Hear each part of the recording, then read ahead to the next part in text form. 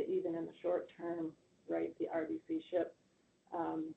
And certainly the sustainability has to be grounded first in the premiums that cover the estimated cost of healthcare, cost of insurance, and CTR. So that is a dynamic that, frankly, we might have masked some of the underfunded premium dynamic in past years, because when we lose membership, the RBC had a little bit of a benefit going on there. But over time, we need to fully fund a CTR to sustain the RBC. Thank you. No, and I understand that. Is there an estimate of the expected membership levels for the independent and the individual, and the small group market as a result, if the board were to approve the rates in full? Is there expected membership numbers? Yeah, the rate filing itself, and I might ask Ms. Lemieux when she testifies, she can point you to where that is in the binder. Okay. The rate filing. So that's inclusive of that. Right. Well, okay. I would say with the additional 7% CTR, those estimates are probably high. Okay. Because we made those estimates with the original filing, if that makes sense. No, that makes a lot of sense. I was wondering if there was going to be an adjustment based on the updated rate requests. So maybe when Ms. Lemieux testifies this afternoon, maybe we'll hear more about that. That would be fantastic. And my next question really, and I'm just going to make this my last question, is trying to understand with all of the hospital and insurance price transparency data that's readily available on the internet now as a result of federal changes over the past few years. I'm wondering if Blue Cross Blue Shield has done any analysis of how the negotiated rates at Vermont and border New Hampshire hospitals compare to the negotiated rates of the larger out-of-state insurers like the United Healthcare's, the Aetnas, the Cignas. Whether you're looking at the hospital-based websites or the carriers' websites. I'm wondering if you've all done an internal analysis to see if the negotiated rates at our hospitals and our border hospitals, how they compare. Again, this would be a good topic for Dr. Weigel to comment on in more detail, but I do know that we're looking at the same data that everyone else is looking at, especially as it relates to some of the bigger hospitals and what our more close competitors are for the business in Vermont and how our rates compare to their rates. I've been involved with a few follow-up conversations around that dynamic, so I know it's occurring, but in terms of the extent of it and any conclusions from it broadly, I would have to defer that to my colleague. Okay, then a foreshadowing of my question to come. Okay, I will leave it there. Thank you very much. I appreciate it. Chair Foster. Just a couple of questions. Ms. Green, you spoke about hospitals exceeding the commercial rates approved by the board. Can you give us a sense of the magnitude of that for last year? For 2023, we have at least one hospital that the calculation by our calculation, and this is yet to be reviewed by the hospital, but our calculation is as high as $10 million. But that is somewhat of an outlier, hence the reason why it's on my list of follow-up is that that is somewhat a new circumstance. But they are significant enough to invest resources in pursuing. And in 2023, was it just one hospital or were there others?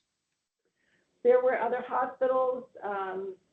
I don't recall exactly how many. Some hospitals were over, but by much smaller amounts. And was 2023 an outlier in terms of the magnitude of overage?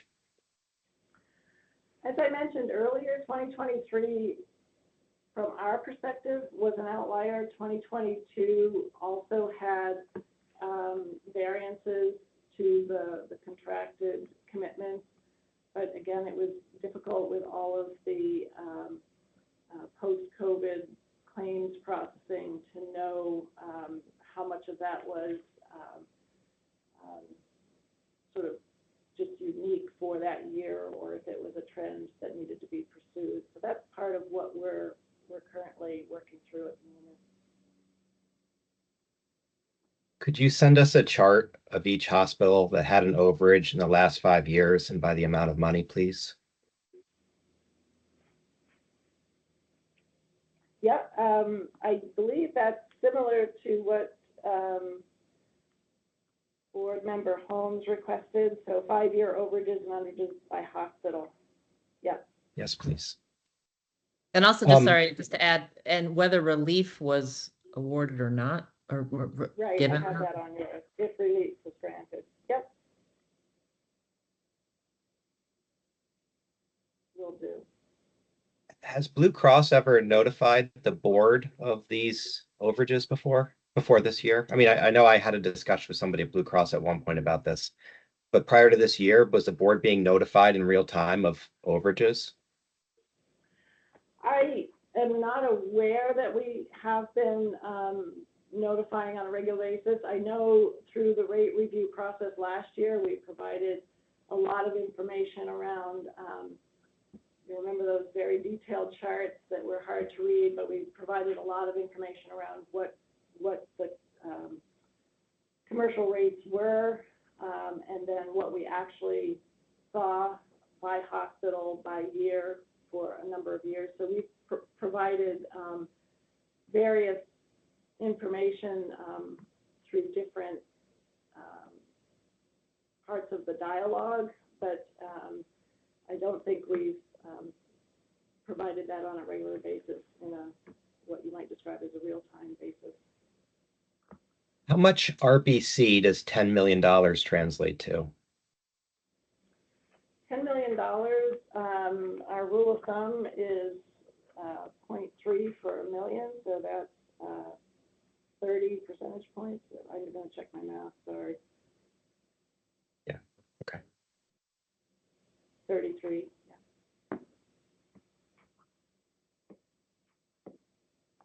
yeah. I thought I recalled last year seeing there's a chart that you all provided with the amount of rate increase that was negotiated between Blue Cross and hospitals. Has Blue Cross ever negotiated with a hospital for a rate increase that exceeds the Green Mountain Care Board's approved cap? I'm not talking about like through overages based on allocation of rate, but an actual overall. Has Blue Cross ever negotiated a rate above what the Care Board capped it at? If we have, it's very rare, and I will again defer to my colleagues to answer the question factually. I do know that there's circumstances from time to time where, and I hear from our contracting people that this particular hospital, we were able to achieve something better than what was in the order, but it usually has some circumstance related to it that's unique to that hospital, not so much that, because I think we've shared with you over the last year and maybe 2 years what we've asked for in our negotiations and what we've sort of gotten, and those results have been shared with you in a tabular form, so I don't have that knowledge here as I sit here today. I recall that. What would be the kinds of circumstances where Blue Cross would agree to give a hospital a rate increase that exceeds the Green Mountain Care Board's cap? I'm sorry, I thought you were saying, below the cap, but something that exceeds the cap? Um, Sorry, let me back it up. Yeah, Yeah. But has Blue yeah, Cross ever negotiated a rate with a hospital above the cap that the care board approved for the hospital? I'll have to just defer to the report that we sent you, and we'll have to dig that out and look at it and see if there were any. I'm so sorry to interrupt. This is the court reporter. My backup audio dropped out. If you could let it back into the meeting, please. I apologize. I think it was asking to go into the executive session.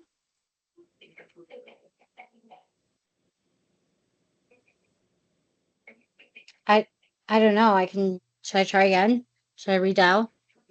Yes. Yes, please. Okay, one second.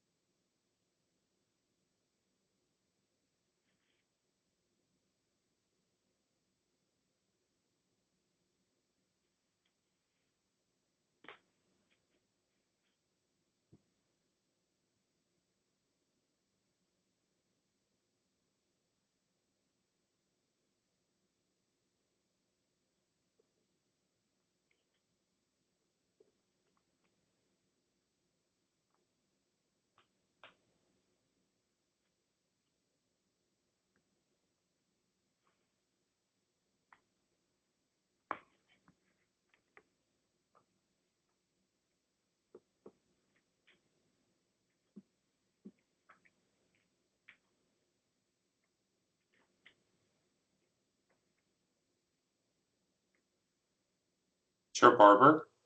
Did you get it? It should be trying to log in again. I'm not seeing any. Wait for the leader to admit you to the meeting. Thank you for your patience. That's the executive session again. So there's two meeting invites. There's this public session, and then there's an invite to an executive session. It sounds like your number is calling the executive session line. So All right. so I Let me can, see. is it a telephone number that you're dialing into or a Teams meeting invite? It's a Teams meeting. I actually, let's see. Maybe I got the wrong one.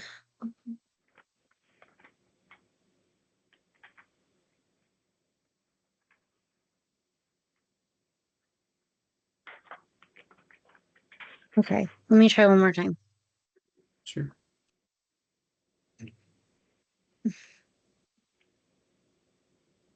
And Eric, you were saying something, or should it wait until we get the audio back?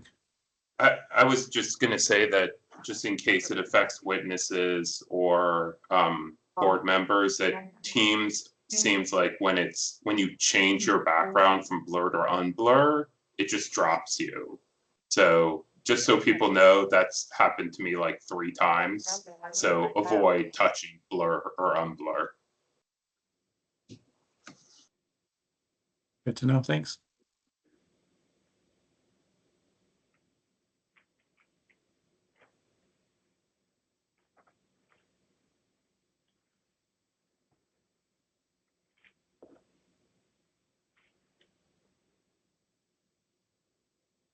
You guys can keep going. I have my main audio going still, so I'm gonna get this back up.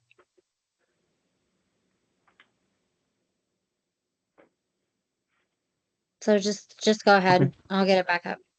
Okay. Sorry about that. No, that's okay. And if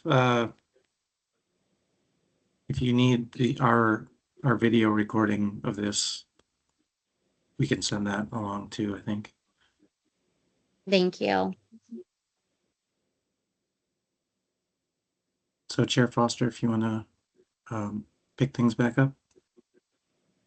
Just a couple others. Ms. Green, the Green Mountain Care Board's hospital commercial rate approvals, can you explain how those are applied to hospital administered drugs?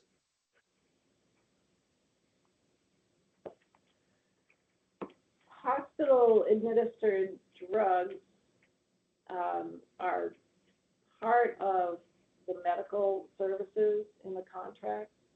So those would be part of the overall contracting agreement. Whether or not the drugs are part of the commercial rate increase itself or some other benchmark, I will have to take that back. That's a good question. I just can't speak to it directly. It sounded like, I think it was from Dr. Weigel's written testimony that Vermont has the most expensive hospital administered drugs in the United States of America. And I was trying to get a sense of how and when that happened. If you can speak to that at all. I cannot speak to that. I think that would be appropriate for Dr. Weigel to speak to. And then the risk pool on the QHP market. Could you speak generally to how the risk pool in the QHP market compares to the risk pool for the non-QHP market?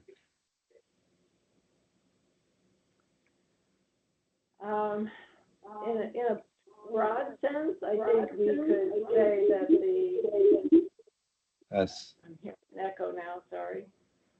That's better. Okay. In a broad sense, because the QHP premiums, especially on the individual side, are relative, among some of the highest. I would say that the risk pool in that book of business is higher than some of our others. We also know that small groups have a lot of choices in the marketplace, and so oftentimes if they have more unhealthy people or higher claims, they will end up in the QHP risk pool. But I do think that the large employers often will have a bigger population with a larger variety of age groups, et cetera, that changes the risk pool. But as I sit here today, I couldn't give you a specific statistic between the risk pools, but it's something that we certainly could follow up on. Yeah, I'm trying to understand why the QHP markets go up so significantly and painfully, as you all have appropriately recognized. I mean, it's simply painful. It's just painful. And I don't really know what to do about it. So I'm trying to understand as best I can what is going on. And I'm pinpointing that perhaps the risk pool is part of it, which would be a bit of an unintended consequence in that we have community rating and it's actually driving people who have worse conditions to a QHP market that's far more expensive. That's a concern. I absolutely agree. This is painful for everybody. We've got to figure this out for Vermonters. I think the large group manual rate increase, I think, is in the high teens with the 7% CTR, but they will also, those large groups will also pay based on their experience. So if they have extremely high claims, they will have very high increases. Even the self-funded employers, I can speak for Blue Cross as an employer, We've experienced significantly higher claims in the last couple of years, and I would expect to have equally higher claims experience because of the utilization and the intensity and the you know, declining health status of Vermonters. So I do think that the med sup rates are high teens or 20%, even before the 7% CTR. All of these are experiencing, in my view, pretty consistent high increases. You're anticipating my question. The self-funded plans, the rate increases on the self-funded plans, can you speak directionally to how they compare to what we're seeing in these QHP rate increases? So when we talk about rate increases for self-funded plans, I speak about their sort of claims cost increases, which is something that they have to plan for because they're covering the claims. But the claims projections that we would be providing those plans are also very, very high. For example, the teachers have had very high increases in the last few years, in part for the same claims trends that we've been speaking about today. And maybe this is for follow-up, but in terms of the claims surge, I think you'd said this to somebody else, but you're seeing it really isolated at hospitals, not at non-hospitals. Is that right? Right. For those 2 months, which because claims are not, they don't happen instantaneously, and then we see them. We're still seeing some of the April and May claims come through. So as we learn more and more about that, we'll be able to see what further trends there might be there. And do you have any ability when you review that information to determine whether or not it's, I don't know the right way to phrase it, but a desirable increase in access? Are we talking, is there a way to distinguish between inappropriate care or unnecessary care versus a surge that is something that is desirable and that the access gates have opened up somewhat? Yeah, the number of moving parts makes it really difficult to really understand to a granular level the cause and effect. But we do, our staff at Blue Cross who review the claims and look for the waste and abuse and the things that might be, habitual coding inaccuracy or something like that. Those have a longer tail on them, and a lot of times we don't see those patterns until that team's had a chance to look through things. But certainly the dynamic that board member Merman mentioned about the increasing the documentation at some of the hospitals, resulting in potentially additional claims for the additional intensity is something that, again, we have a difficult time seeing what would have happened had they not been doing that. So whether that's new intensity or previously undocumented intensity, it's hard for us to tell the specifics in that area. All right, thank you. I have no other questions. I appreciate it.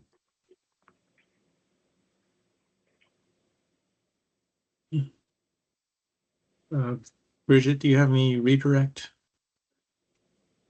Yes, very briefly, thank you. Ms. Green, there was a question from a board member earlier about administrative costs, including salaries.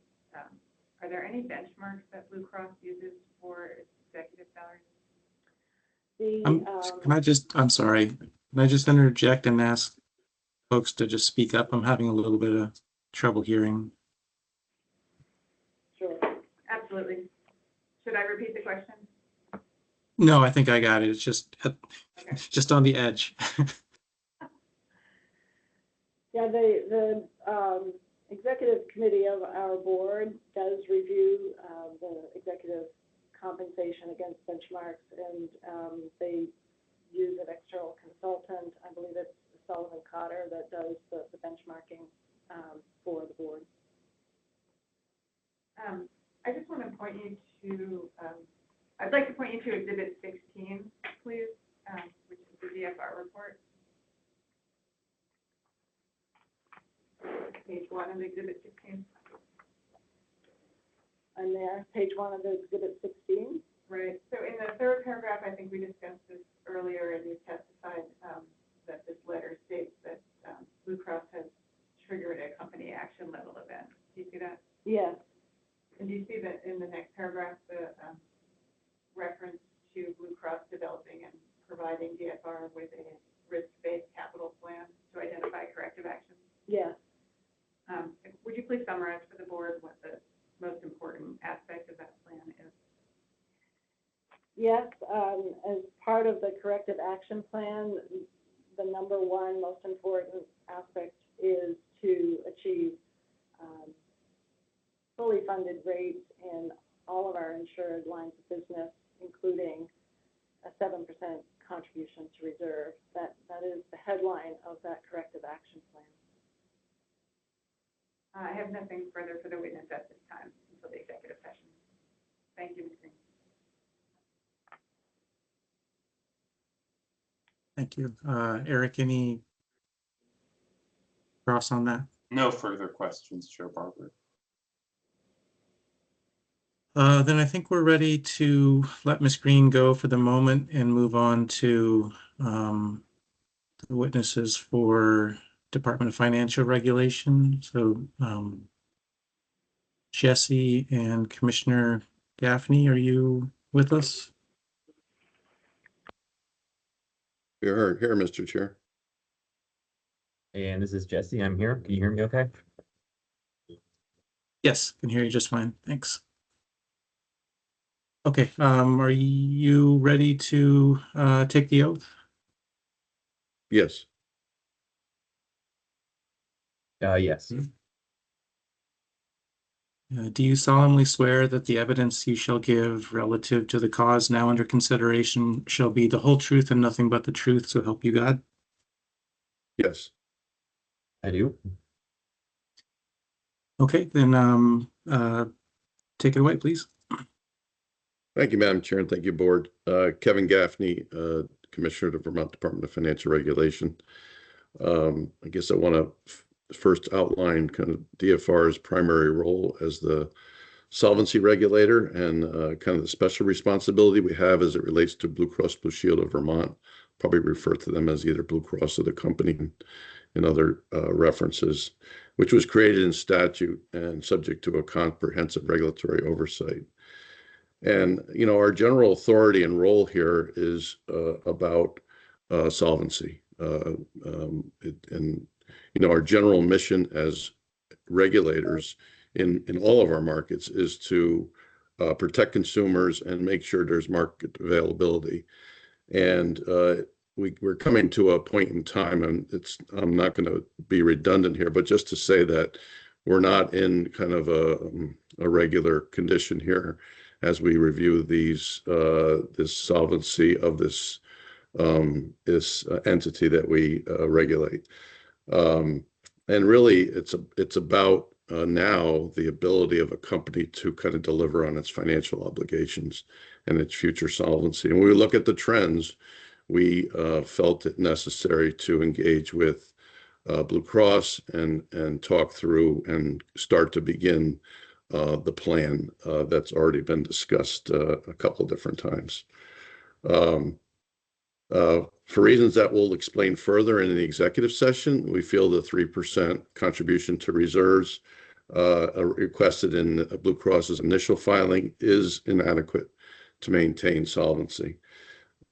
As you've already heard, at the end of 23, the RBC level was at 337%, and reserves continue to trend negatively, such that capital and surplus may be insufficient. Under the RBC order that the department issued about 5 years ago now, February of 2019, we required an RBC level target ratio between 590% and 740%. When we developed that range, we worked with our actuaries and worked with the cooperation of Blue Cross, reviewed and approved the target range. And the order is intended as a guideline to support RBC requests in future rate filings. As previously stated by the department, the range of surplus target by Blue Cross is reasonable and necessary to protect policyholders. And just to give a little backdrop, some of you may or may not know, but as the commissioner, insurance commissioner, we're part of the National Association of Insurance Commissioners. So I serve in that association with other state-based regulators. And there were certainly instances in the 80s and 90s with both property and casualty and health insurers failures that resulted in the development of model laws and the development of the risk-based capital model. Prior to that, there was just general capital standards, regardless of the size or mixed profile, risk profile of the entity. So the RBC model now stands up a more specific reference point and guideline to account for individual differences among regulated entities. And these requirements are a minimum amount of capital required for an insurer to support its operations and rate coverage. The RBC model outlines a method for measuring this minimum amount of capital and authorizes regulators to take preventative actions.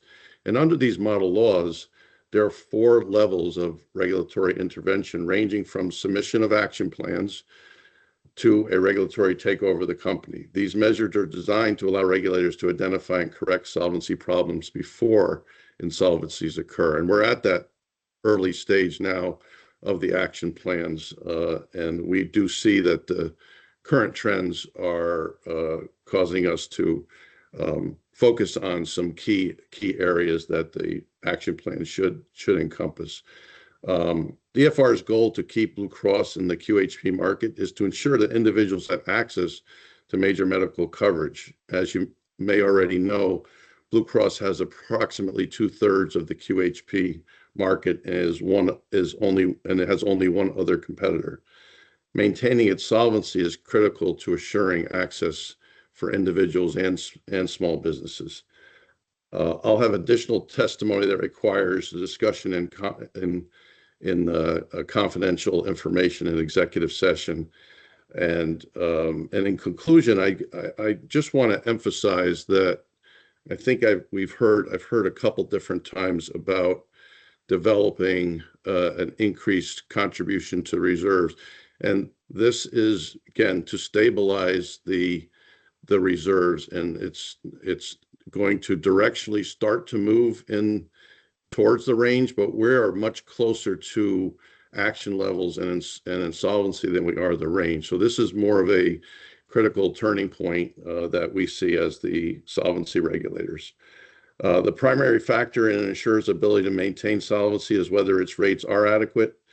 And this is just, don't take this as my attempt to define affordability. Just through the lens of the solvency regulator, I would just say, an affordable rate is the lowest adequate rate, because we certainly have to first have adequacy and make sure we have markets protected and solvency of the payers and the insurers.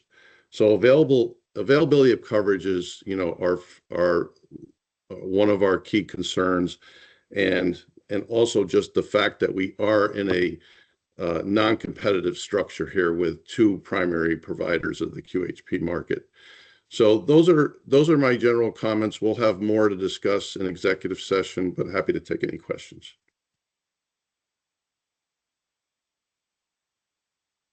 Thank you. So does Blue Cross have any questions for this public session? We do not, thank you. Does the HCA have any questions? Just a few questions. Hi, Commissioner Gaffney. So I'm going to ask you a few questions about the DFR solvency opinions. So I'm going to direct you to the exhibit and pages we were talking about. I said this before, but I think it bears repeating just for clarity. I'm referring to the red page numbers printed on the bottom pages of the binder pages. So first off, just for clarity again, DFR issued 2 solvency opinions in these matters, right? Yes. And these 2 solvency opinions are, essentially the same, correct? Essentially, yes. Essentially, yeah.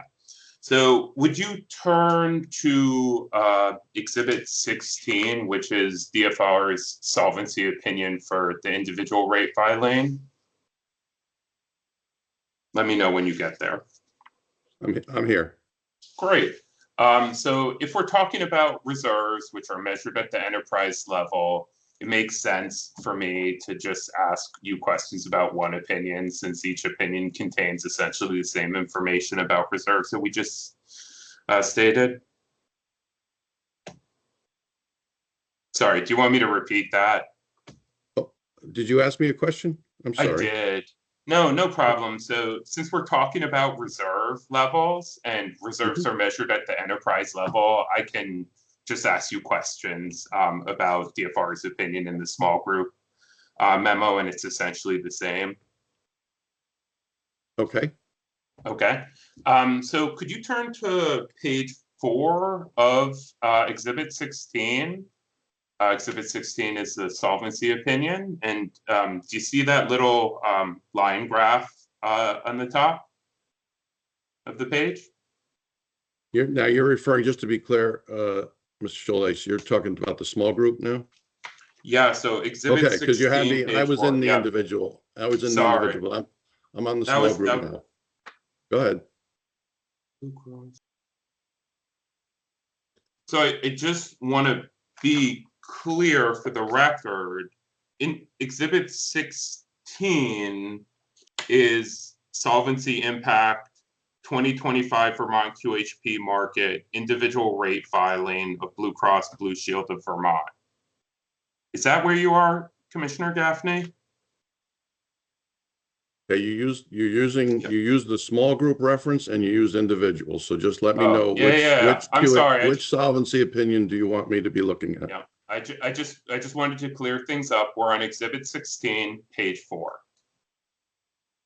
Do you see the graph, the line chart on the top of page 4? The RBC ratio over time? Yep, the historical contribution to reserves. Yes, okay. Okay, so I just want to make sure we all understand this graph. So on the y-axis is contribution to reserves as a percentage of premium. Okay. Correct? And then on the x-axis is years, 2019 through 2023, correct? Yes.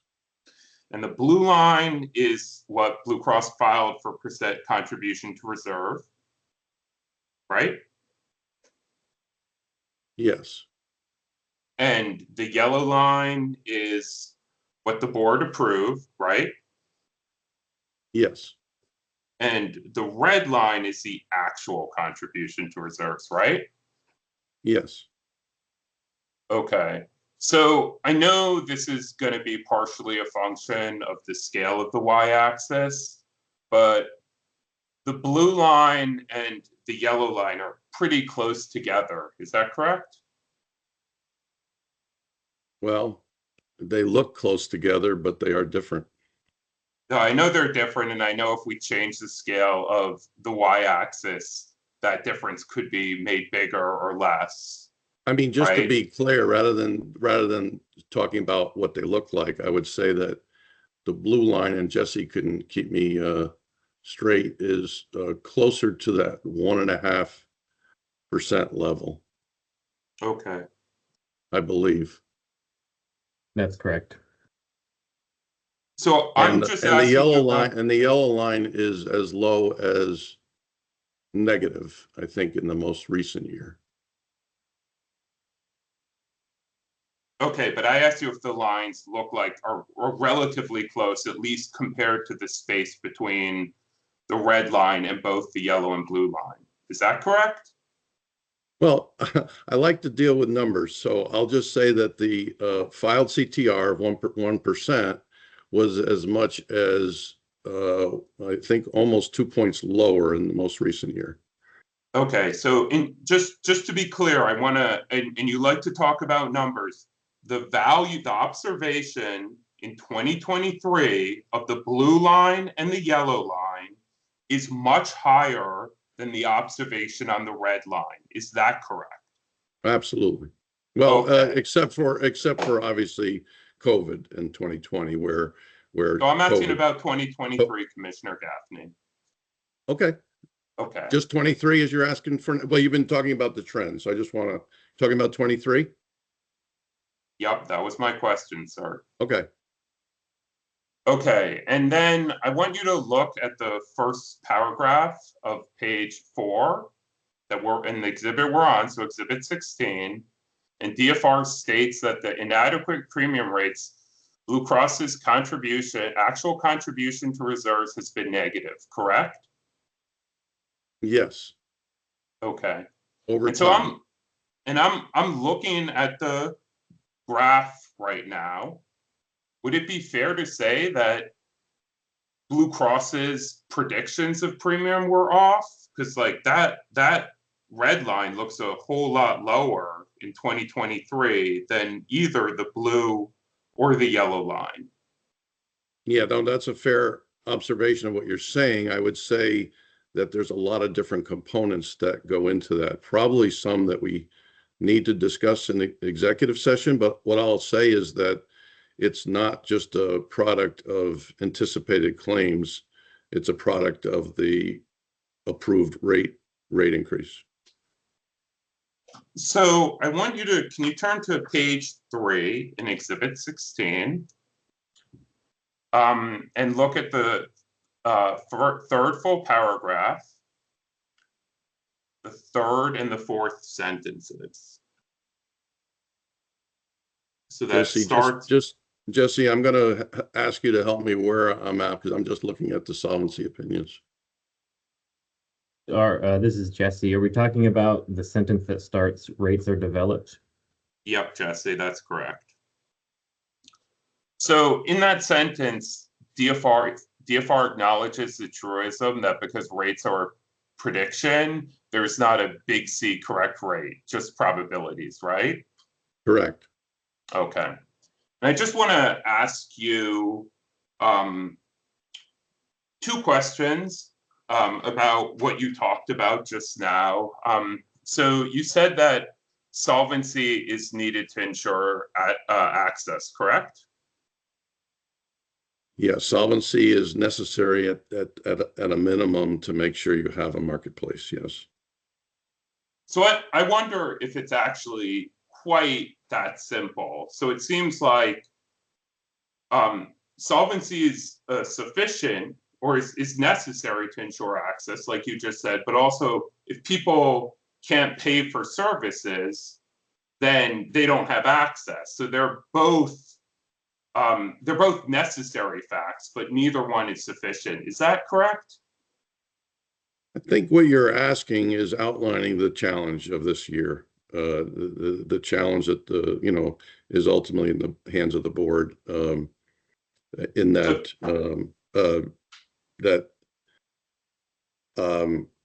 access is about having payers in the market. One, right? You need insurers to have a marketplace, and we have 2, and we're the one we're talking about has 2/3 of the marketplace, and it's on a negative trend that's well below the recommended range. And the reason you have the recommended range is exactly what you were saying when you said big C correct rate. There isn't that, right? You're going to try to predict and anticipate future losses, and then you're going to have your experience, and those are going to vary. Hopefully their variance is modest, but it can be in certain years increasing. And I think we've seen in recent years an increasing deterioration in outcomes and morbidity in Vermont, and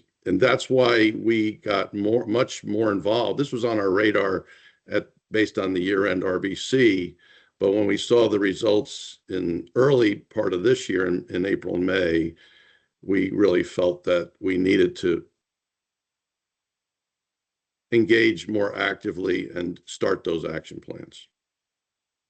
So I think we all understand the solvency position. I just want to direct us back to what you said about access. So access is a complex idea, correct? And that it involves both solvency and whether people can actually afford to go see a doctor, correct? Is that what you're saying? Well, I'm just saying that at the outset, access is about having a marketplace. And then access is also about the affordability of the marketplace. But you don't start with what do you want the price to be? You start with what do you need the premium to be to pay future obligations. So that's the solvency calculus. It's how do you meet the future obligations, and how do you ensure, because it's not just about like company action levels, but it's about, you know, whether companies stay in a particular market. And so we are in this position where we are far outside the range and really feel that it's reasonable what's being filed here, because you know, a 7% CTR is still not it's gonna start to shift in the right direction if it's actually Commissioner Gaffney, I'm sorry, I'm going to stop you. I was asking about access and not the overall solvency position. I don't think anyone is disputing what Blue Cross's solvency position is now. I'm just asking, like, think about this kind of scenario, right? You have adequate rates. They're huge. They're hugely expensive, right? Only Elon Musk can afford to pay for that insurance.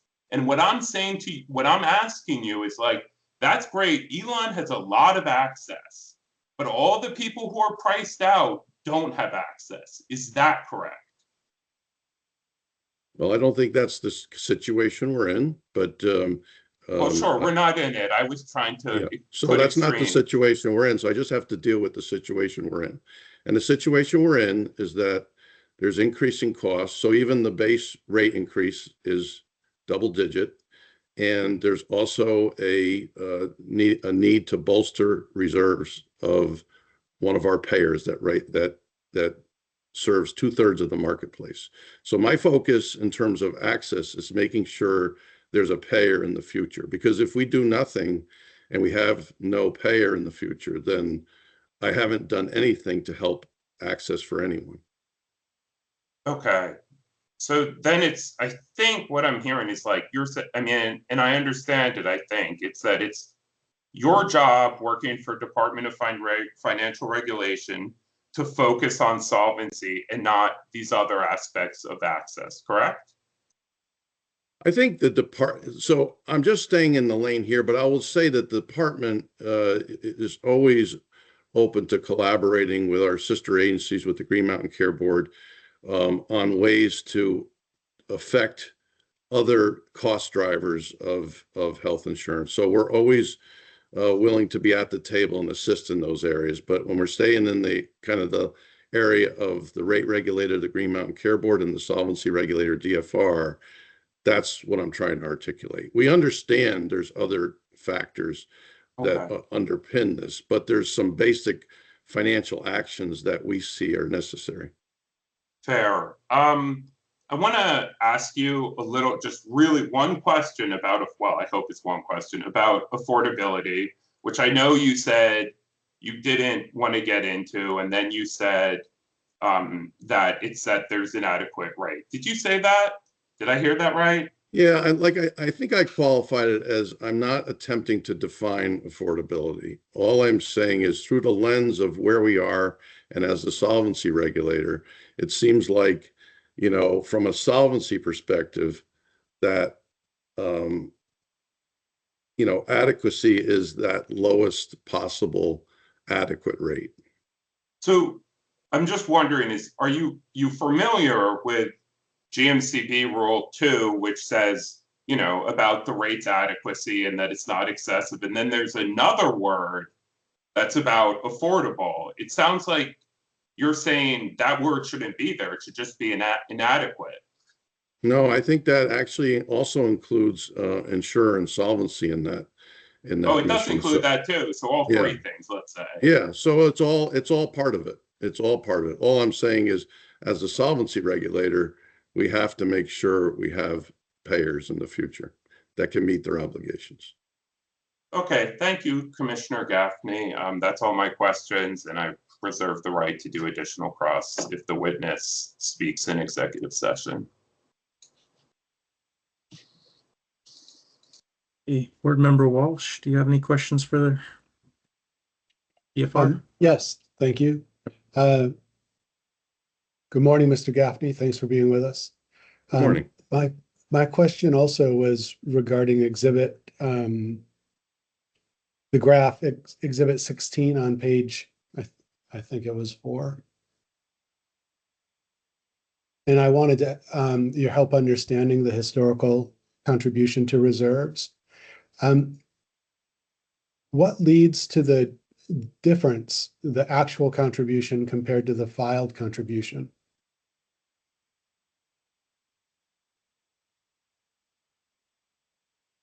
Well, there's 3 components. There's the filed contribution, there's the approved contribution, and then there's the actual. So the actual is once you actually have your experience and your claims, and I think there's a graph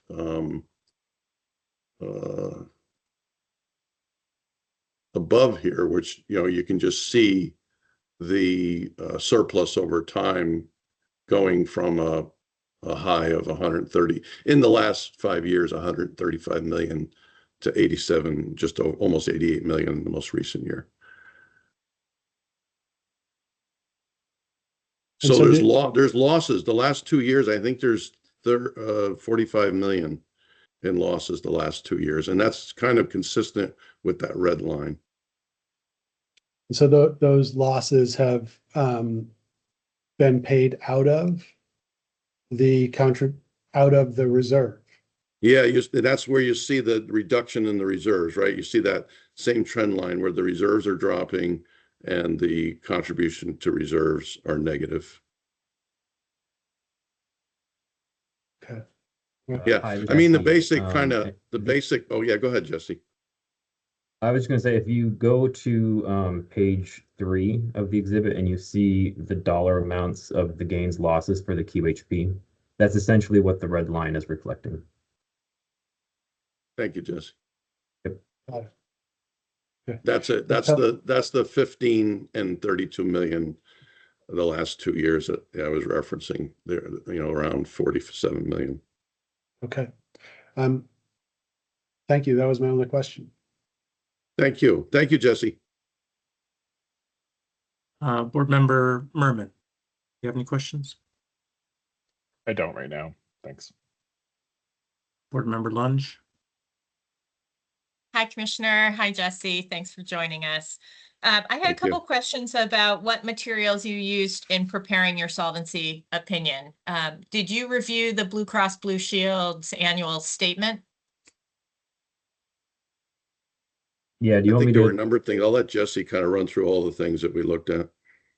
Yeah, just in the normal course of solvency, we'll review the annual statements and all of the related information that comes in through the annual statements and through the eyesight database. And we can talk more about that in the executive session. So we reviewed their 12/31/2023 data. And in addition to that, Blue Cross has been updating us with the 2024 information as it becomes ready. So I think the most recent information is probably through May, as we've been discussing. At a high level, that's what we've been reviewing. Let me know if you want any more specific information. Thank you. Could I ask you to turn to Exhibit 26, which was not in the printed binder, but was distributed? I'm not sure I have a copy of that. I was worried about that. Let me take a minute to email that to. Okay, so while you're doing that, I'll come back to it. And certainly I only have a couple more questions, so if you need a moment to review it, we can have others go and then come back to it. So on page 2 of Exhibit 16,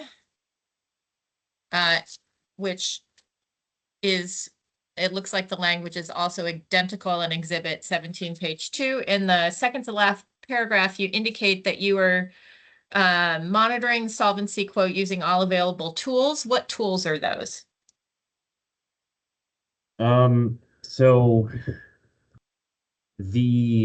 generally speaking, solvency analysis includes reviewing the reports that we talked about before. EyeSight, which is the NEIC's database, has the board's familiar with the annual report, correct? I can only speak for myself, so I'm familiar with the annual report. I can't speak for anyone else. You've seen those. Every single data point that's captured in an annual report is within EyeSight. And I think our analysis is confidential, so I can speak more about this in the executive session, but there are a series of just practices and procedures that are kind of standardized that come down from the NEIC. Those include the annual reports and the information that comes along with the annual reports. And again, I can talk more about that in the executive session if that's okay. That sounds great. Thank you. It sounds like I should probably just reserve the rest of my questions for the executive session, and maybe in order to give you time to look at exhibit, I don't know how you want to handle Exhibit 6, Mike. Do you want me to ask Jesse or give him some time to be able to look at it?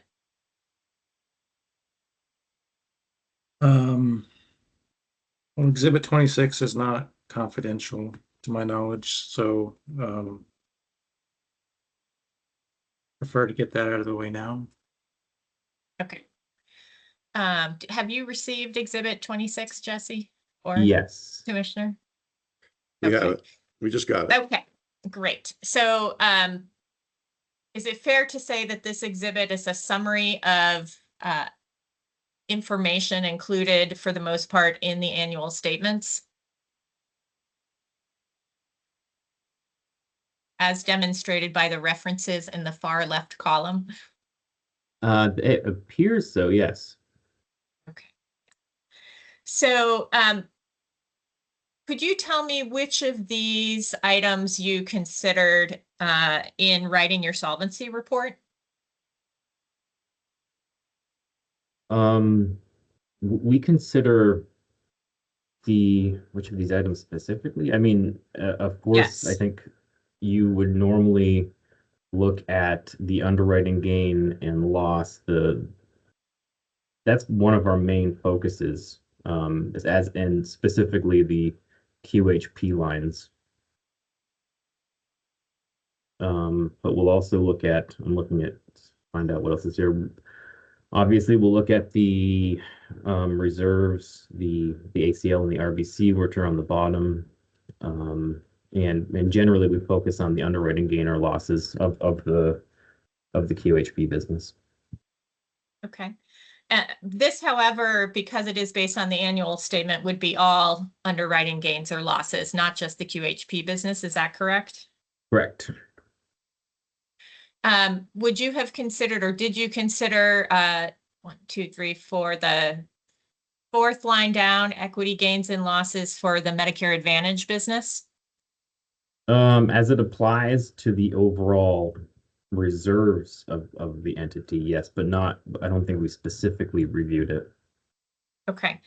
And in your solvency opinion, however, you didn't, the only items that you referred to were the underwriting gains and losses. Is that right?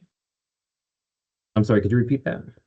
In your solvency opinion, you only refer to the underwriting gains and losses. Is that right? We refer to, well, we refer to the RBC. RBC. And But in terms also, of the factors that contribute to the RBC level. oh.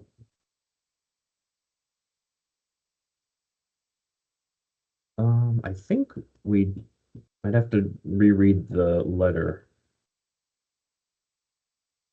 Okay, thank you. Yeah. I have no further questions.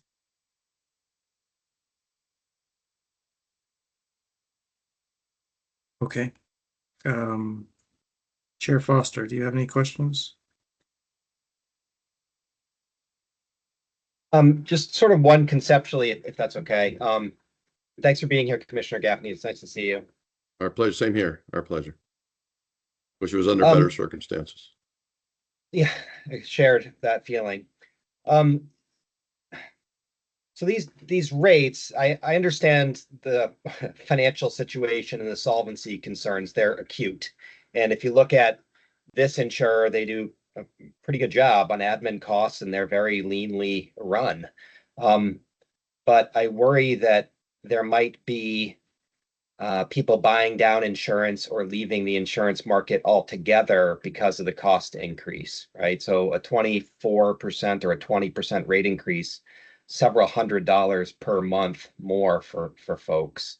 Do you have any concerns about the level of rate increases causing the market to shrink, thus putting greater long-term pressure on the insurer?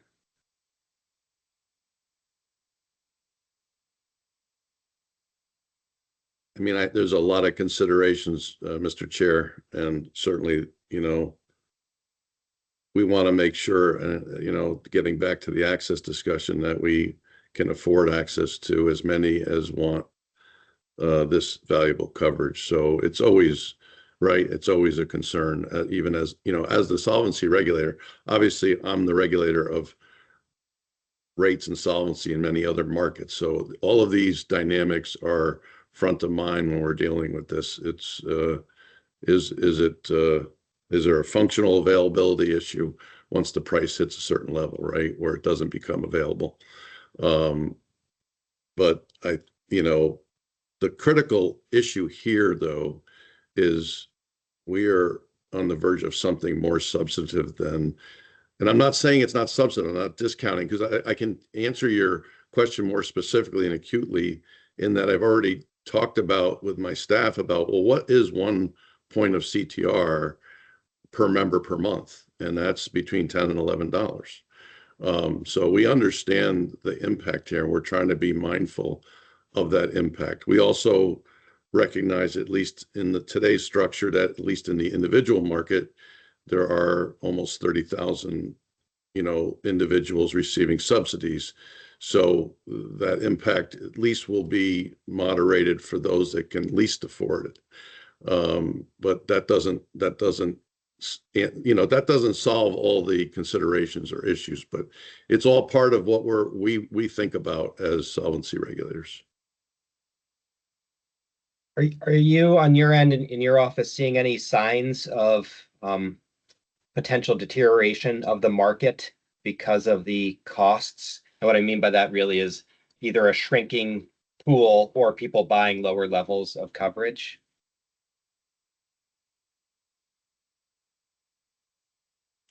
Yeah, it is not in this solvency work, and I'll say that that's certainly something that I think we all should be trying to assess.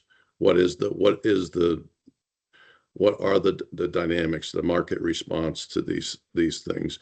I've seen it, and I can tell you just more broadly, I've seen it in the property and casualty market, and all of you are familiar with Florida and Texas and California and all the other challenges we're having.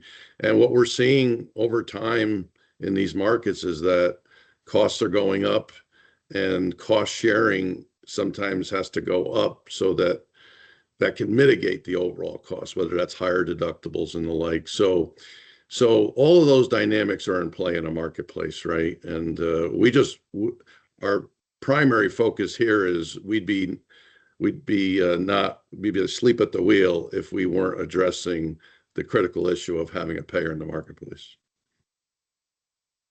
Okay. I had no other questions. Thanks, sir. Nice to see you. Yeah, same here. And then, Board Member Holmes, did you have any questions? No, I did not. Thank you. Thanks. So it sounds like, Commissioner and Jesse, that you have some additional testimony you'd like to give in an executive session, and the board members have some additional questions for you for that confidential session as well. So I'm not exactly sure when that will be, but the order of things is we're going to hear, I think, from one more witness, probably need to break briefly for lunch and then come back to an executive session, likely in the early afternoon. Are you able to be with us for that? I've cleared my schedule, yes. Okay, thank you.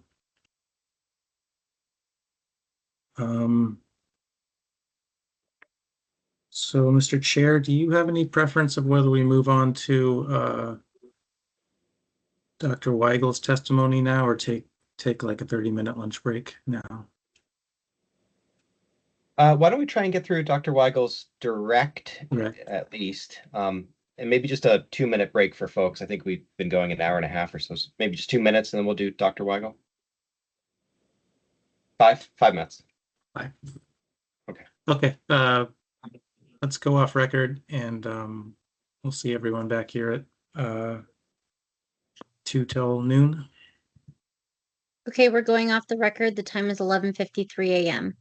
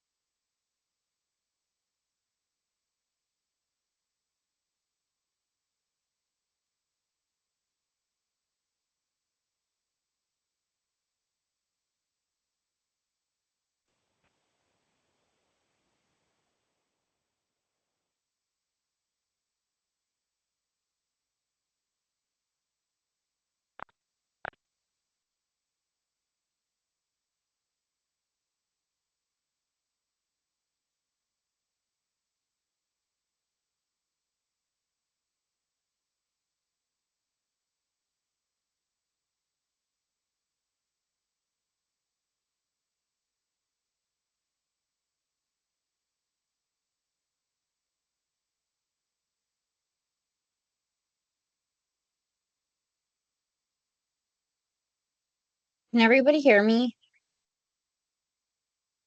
Yes. Okay. Before we go back on the record, can the attorneys please drop into the chat? And if you can't do that, then I'll provide my email. But can you provide your contact information and who you represent? Just for transcript purposes, I need to have all that information. Is the chat open, or can we open it so that people can put that in?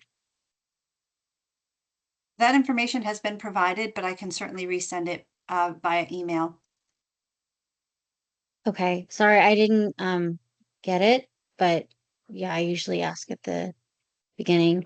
My email is Suzy, SUZY, Court Reporter @gmail.com.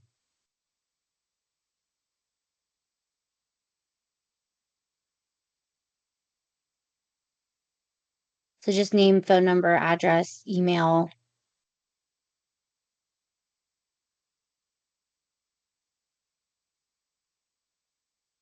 Thank you so much. And I'm ready to go back on the record when you guys are.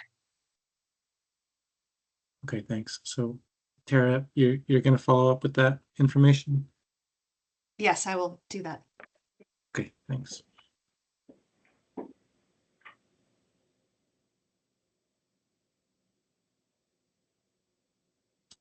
Okay, before we go back on record, just want to make sure we have Bridget and Mike and Dr. Weigel. We're here. Can you hear me okay? Yeah, you sound like you're in a bathroom, but Yeah, so we have our computers muted and we're speaking into a speakerphone that's over there. So if I kind of lean like this and like point this way, just pardon that. I'm going to try to kind of yell towards the phone. I can hear you. If at any point it becomes hard to hear either of us, someone just raise a hand, please. I'll definitely let you know for transcript purposes because I won't be able to hear you, so I won't be able to put it down. Yep, thank you. Okay, let's go back on record, please. Okay, we're going back on the record. The time is 12:01 p.m. Okay, and Blue Cross, if you'd like to call your next witness, please. Yes, thank you, Mr. Barber. We call Dr. Thomas Weigel. Thank Okay, you. Dr. Weigel, I'd like sure. to administer the oath now. That's all right? Yes, Okay. Do you solemnly swear that the evidence you shall give relative to the cause now under consideration shall be the whole truth and nothing but the truth, so help you God? yes. Go ahead, Mr. D'Onofrio. Thank you. Dr. Weigel, please state your name and current position for the record. Sure. My name is Tom Weigel. I'm the Chief Medical Officer at Blue Cross Blue Shield of Vermont. I'd also like to add that I'm in the same small office as Mike, but I am not changing my background due to the prior warning that I might be cut off. Good. Thank you for that clarification. Your background is nicer than mine. How long have you held that position? Since September of 2022. And when did you start at Blue Cross? December of 2021. If you would, please briefly describe your job responsibilities. Sure. As Chief Medical Officer, I serve as the principal clinical spokesperson and executive responsible for the program's budget and resources, the pharmacy, quality, utilization management, case management, and medical director departments. I recommend and monitor clinical aspects of benefit administration, monitor the quality of healthcare services, conduct quality improvement programs, and participate in provider reimbursement, development, and value-based care initiatives. Did you prepare pre-filed testimony for this proceeding? Yes. Would you please turn to Exhibit 20 in the binder that's on the desk in front of you? Yes. Are you there? Yes. And is that the pre-filed testimony that you prepared? Actually, let me turn. Yes, that is. And was all of that testimony true and correct to the best of your knowledge at the time we submitted it? Yes. And does that remain the case today? Yes. Are you aware that as part of the board's review of the proposed rates before them, the board has to consider whether the proposed rates are affordable, promote quality care, promote access to health care, protect insurer solvency, and are not unjust, unfair, inequitable, misleading, contrary to the laws of the state, and that they are adequate and not excessive? Yes. So one of the many criteria that I just listed is that the proposed rates are affordable. Do you believe the proposed rates satisfy this criterion, and could you please explain? Sure, I believe the proposed rates satisfy the affordability criterion, providing our members with access to high-quality health care they need at the lowest possible cost to them is our core mission and the overarching goal of everything we do. We do understand that many of our members struggle to pay the premiums we have to charge in individual and small group markets. We understand that the proposed rates currently under review are no exception. That's why we undertake a host of programs aimed at reducing the cost of healthcare, thus enhancing affordability while also promoting quality and access to necessary care. Those programs are detailed in the May 13th, 2024 memo I prepared along with our CFO, Ruth Green, which was submitted as Attachment D to the rate filings, and it's also attached to my pre-filed testimony. Would you please turn to page 2 of Exhibit 5 in the binder?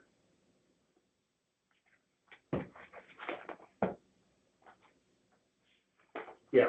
Is that the first page of the document you just described? Yes. What is the that document? In past rate review proceedings, the board has voiced an expectation that Blue Cross provide more information related to affordability. So this document is our response to that expectation. How does the document fulfill that expectation? It describes the programmatic efforts we're engaged in as we try to control healthcare costs using the relatively limited levers that we have.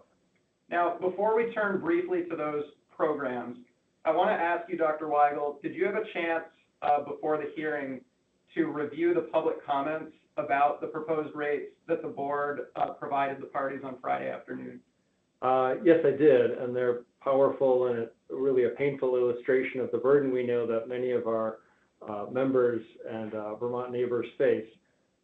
This is exactly why we're trying to do everything we can to slow the growth of our members' healthcare costs, because slowing that growth system-wide is the only way we can reverse the trend of ever-growing premiums and make healthcare affordable and sustainable for Vermonters.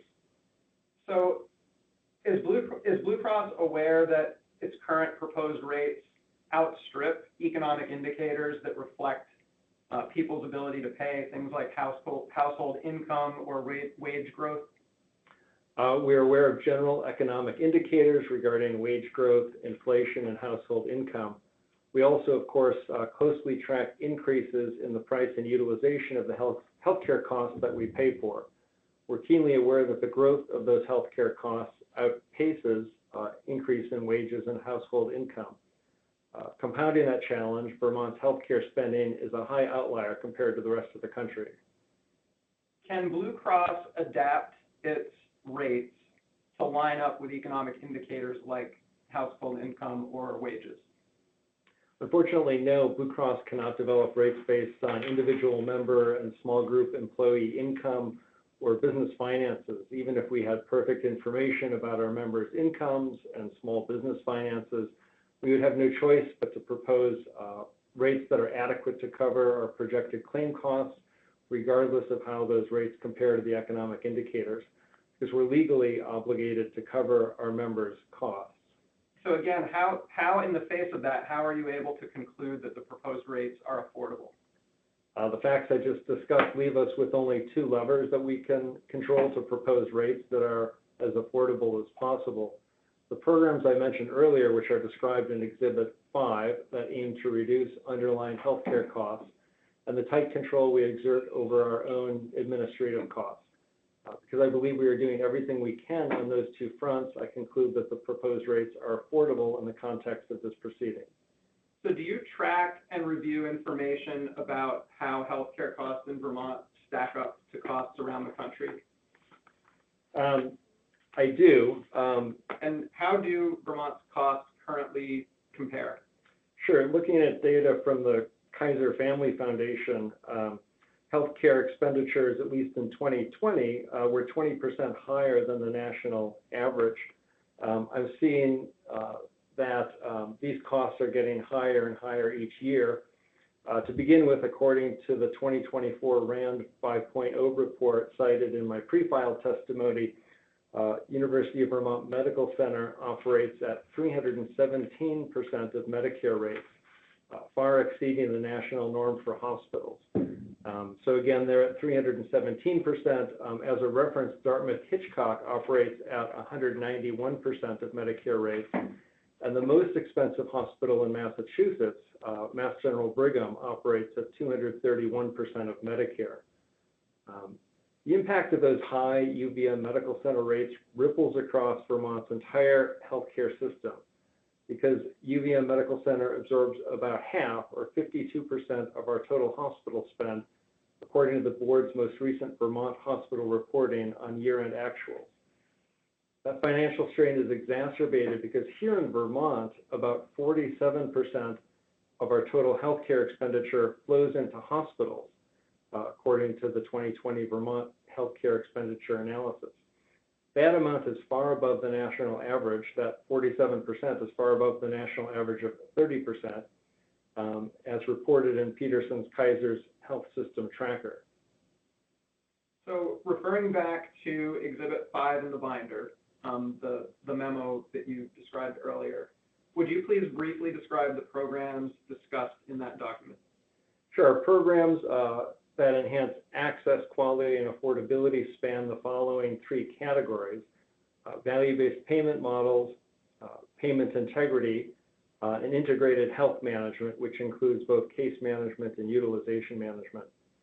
Beyond those programs, we achieve additional savings for our members by managing our administrative costs aggressively and keeping them low, especially for a plan our size. Our comprehensive network and world-class member support further promote ready access to high-quality care for our customers. And are you prepared to answer specific questions today from Mr. Schulteis for the HCA and the board members regarding the contents of this document? Yes. Okay. Before I wrap up, I'd like to ask you a few questions about hospital budgets. So first off, how do the hospital rates set by the board impact Blue Cross's premium and reserves? Sure. Blue Cross is unable to negotiate with hospitals effectively after they have undergone the Green Mountain Care Board review process. In our experience, hospitals view the board's order as the definitive amount owed to them, which hinders traditional payer-provider negotiations. Instead of discussing the specifics of each Blue Cross provider contract, hospitals now focus solely on implementing the board-ordered commercial cap, which was clarified last year that it was a cap. The hospital's interpretation of the board's hospital review process has therefore eliminated our ability to engage in the sorts of meaningful negotiations that used to occur. How does the manner in which hospitals implement the board's hospital budget orders affect your negotiations with the hospitals, bearing in mind, please restrict your testimony to kind of more general statements and not granular numerical statements about specific negotiations. That can be covered in executive session if necessary. Sure. The virtual monopoly of Vermont hospitals has historically made negotiations difficult, and since the Green Mountain Care Board process was implemented, negotiations have become essentially impossible. For example, UVM-HN has developed expertise in modeling reimbursement terms that appear to align with the Green Mountain Care Board cap, but result in aggregate unit cost increases exceeding the cap.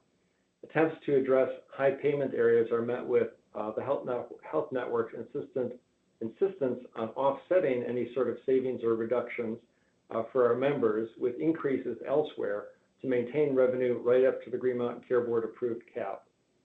Dr. Weigel, can you comment on the effectiveness or ineffectiveness of the current revenue-focused hospital budget model? Sure. I think a big part of it has to do with the starting point and the idea that we're making increases from a starting point. A revenue-focused model does not work effectively, especially with the current baseline revenue at 317% of Medicare being exorbitant. In fact, looking at the RAND data, the outpatient charges at UVM Medical Center are actually 427% of Medicare. So looking at that as a starting point and saying that we should make a 3.4% increase doesn't make sense. We should instead be working backwards toward something that should be appropriate for hospitals in the United States or hospitals with that profile. The goal should really be to ensure that hospitals don't take in more money than necessary. Blue Cross Vermont historically cannot negotiate lower overall payments once the board approves a commercial rate increase, except for some minimal discounts. UVM Health Network has taken the negotiating position that total revenue cannot be reduced by payment reform efforts, payment integrity programs, reduced payment for any specific service, or any other mechanism. Excluding UVM Health Network from our provider network is not realistic due to the negative impact on patients and the existing consumer protections, which would actually force us to pay higher out-of-network rates if we were not contracted with them. These facts leave us with virtually no leverage in those negotiations. What is the consequence if a hospital ends up taking in more revenue than its board-ordered budget level? To the best of my knowledge, there's almost no repercussion from going over the Green Mountain Care Board ordered budget level. My understanding, the hospitals have been consistently allowed to retain excess revenues. Does Blue Cross plan to take any action in this regard? Sure. As Ms. Green testified and as stated in her pre-filed testimony, we plan to approach hospitals that exceed the Green Mountain Care Board ordered commercial rate cap for relief. One moment, please.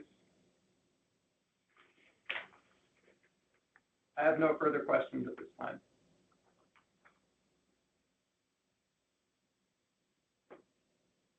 Okay. That didn't take long, but I feel like there's a lot there that board members and HCA will have questions on that'll take us pretty far. So why don't, Chair Foster, if it's all right with you, can we take a quick lunch break and then come back to this? Mr. Barber, can I just ask one question of Mr. Schulteis? Do you have a sense of how long your cross is? 10 minutes, I would say, on the outside. The litigator in me would ask, with the hearing officer and the board's indulgence, could we move through the cross since it's not that long, and pause at that point? That's fine with me. So, thank you. Eric. It's a lot of pressure to speak quickly. So, hi, Dr. Weigel. Eric, I don't want to strong arm you into anything. So, no, you're not. I'm just. If you want the break, please take the break. No, absolutely not. I just was making a joke. Okay. Dr. Weigel. Thank you. Dr. Weigel, I'm going to ask you a few questions about the affordability standard and rate review, and then talk with you about hospital prices and its impact on health insurance premiums. I'm going to be referring to some of your pre-filed testimony, but I'm not going to ask you to read things out loud. I will, however, direct your attention to a page and line so that you can remember what you said. Okay? Okay. Okay, please turn to Exhibit 20, page 4. Exhibit 20 is your pre-filed testimony and various attachments. Let me know when you get there. Maybe you're already there. Yes, I am there. Okay. So just to note, I'm not going to be asking you about what Blue Cross does to reduce rates, but what the affordability standard is. So on page 4, lines 1 through 5, you're asked a question whether you are familiar with the standard the board uses to evaluate rate filings. and you state that you are, correct? Correct. And then in lines 9 through 19 on that page, you explain why you believe the proposed rates meet the affordability criterion, correct? Right. Yeah. And then, well, you don't even have to turn to it. It's the other page that you're open to, page 5. And look at lines 4 through 6. You are asked a question about why the rates are affordable. Specifically, the question you are asked is how the rates can be affordable, quote, even though they outstrip economic indicators that reflect Vermonters' ability to pay, like household income and wage growth, right? Yes. Okay. So I want you to think back to the standard, which you know. The rate review standard doesn't say affordable, but not considering whether Vermonters can pay, correct? It doesn't say anything about pay. Okay, so it just says affordable. Right. Okay. And then I want to direct your attention to page 6, lines 10 through 14. Let me know when you're there. Yep. Okay, you say there are 2 levers that Blue Cross can control to propose the lowest rate possible, right? Right. And those 2 levels, you say, are administrative costs and healthcare costs generally, correct? Correct. Okay, and you conclude on lines 13 and 14 that because Blue Cross controls those 2 levers, that the proposed rates are affordable, right? Right. But the rate review standard doesn't say affordable insofar as administrative costs are kept low, right?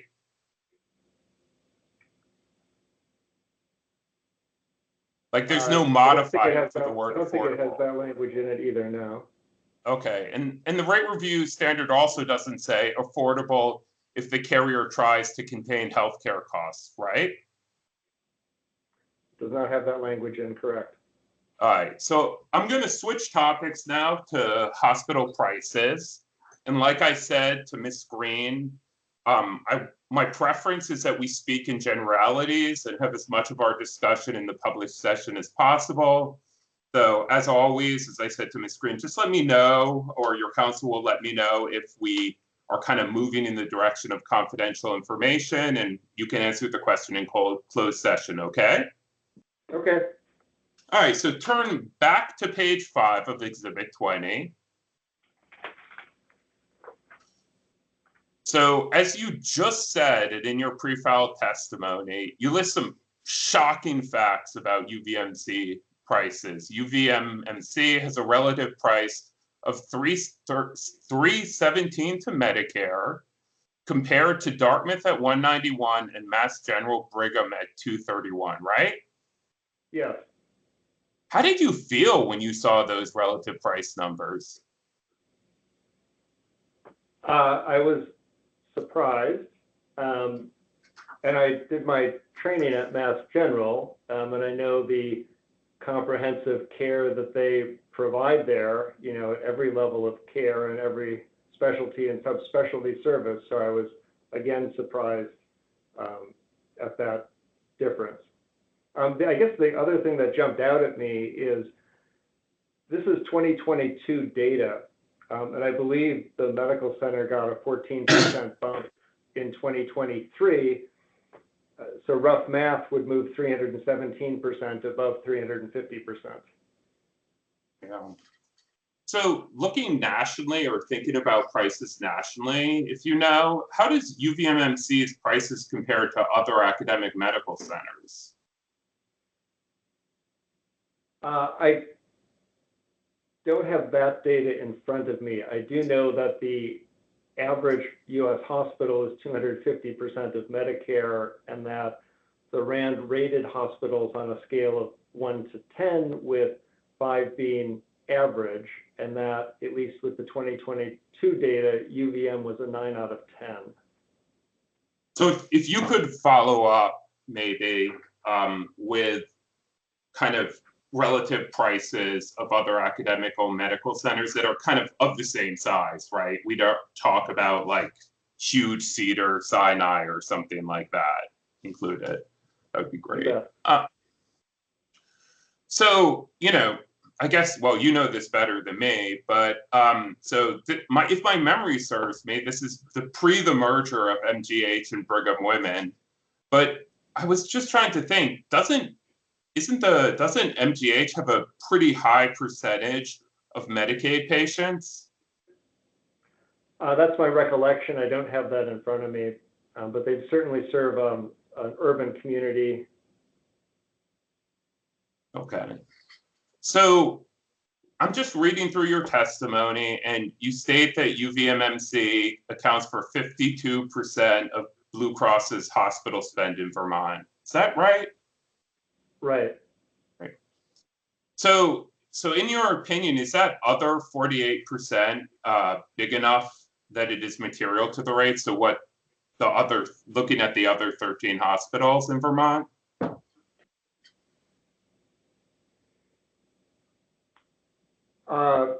The other 13 hospitals would, add up in aggregate to something material. And yeah.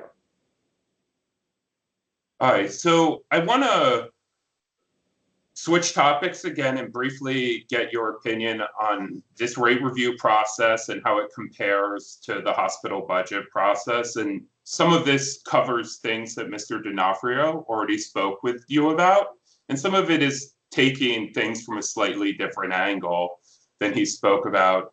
So you spoke that the two regulatory processes, do they seem substantially different to you? Sorry, which two regulatory processes? Sorry, rate review, so what we're currently in and how hospital budgets work. Yeah, they're definitely different and connected. So how are they different, Dr. Weigel? Well, it's more the focus of the review. I think we're in this unique situation in Vermont where a lot of what we do as a payer is transparent. And so if we're making changes to the way things happen and the way we do things or costs, that ends up, going into the Green Mountain Care Board, rate review. Whereas in other states, you could make a change that might be pretty impactful financially and not, lower your rates because of that. So they are tied together because, we have to work the hospital rates into what we're doing. Yeah. So you talked a little bit with Mr. D'Onofrio about how, regulating revenue ignores the starting point of prices, right? I want to talk to you about NPR in a slightly different way. And I'm doing this not to discount your previous observations, but to highlight another issue with regulating NPR. Okay? So this is an oversimplification, but at a really high level, commercial charge multiplied by utilization equals net patient revenue. Right, and it's not by payer, but in aggregate, I believe. Yeah. So I'm trying to understand what this means. So one hospital has high prices, say 4, and low utilization, say 2. And then we have another hospital with low prices, say 2, but high utilization, say 4. Both of those hospitals have a net patient revenue of 8. Is that right? Kind of roughly? I think I'm following what you're saying. It sounds correct. So like that to me is odd. I mean, so two very different things could look the same when measured by net patient revenue, right? Yeah, for example, Northeastern Vermont Regional Hospital is at about 187% of Medicare. And so they could see, let's say 1.5 people for the same codes as the medical center. So when we talk about access or expanding access, we're not really talking about revenue. We're talking about prices times utilization, right? Correct. Yes. All right, so thank you so much, Dr. Weigel. Those are all of my questions for the non-executive session. Thank you. Okay, I think a quick lunch break, return at 1, unless anyone has any objections to that.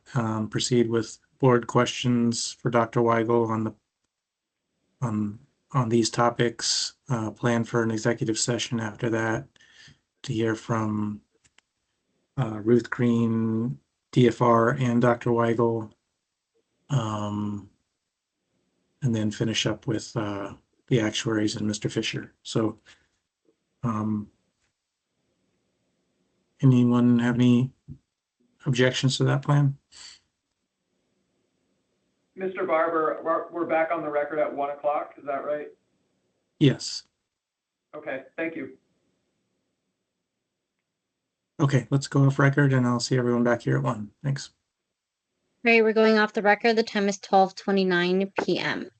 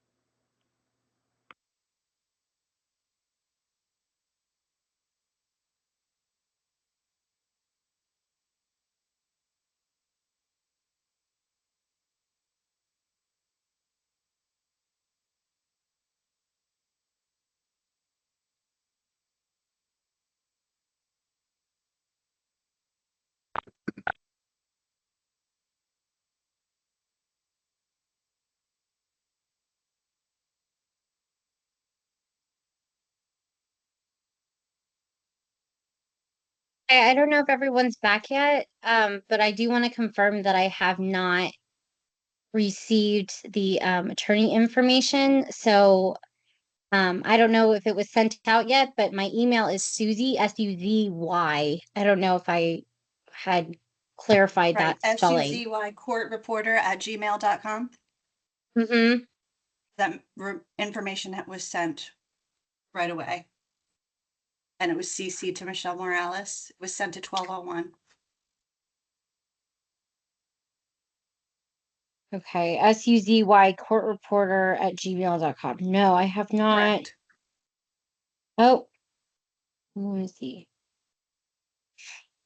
No, I didn't get it yet. I'll message her and see if she got it. But I might need you to send it again. But I'll keep you posted. Can you hear me? This is Michelle Morales. Hello? Oh, hi. Yes. Did you get the information? Oh, now I'm gonna get an echo. Sorry. Hold on. Hold on.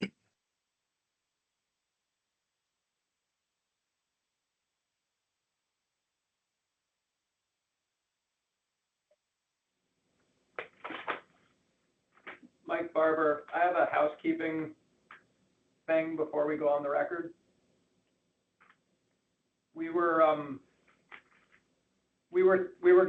suggest that before we go into executive session, you swear in Martine.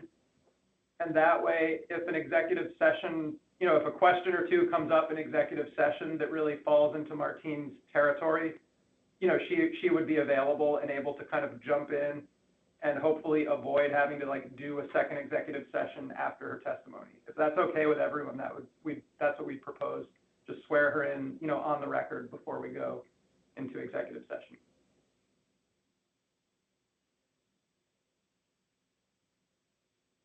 Eric, any issues you have with that? That sounds like a good plan to me. Okay, thanks everyone. Susanna, do you Yep. have what you need? I've been checking my email and I still have not received anything. I don't, Miss Morales, if you could chime in. I don't know if you received it. Okay.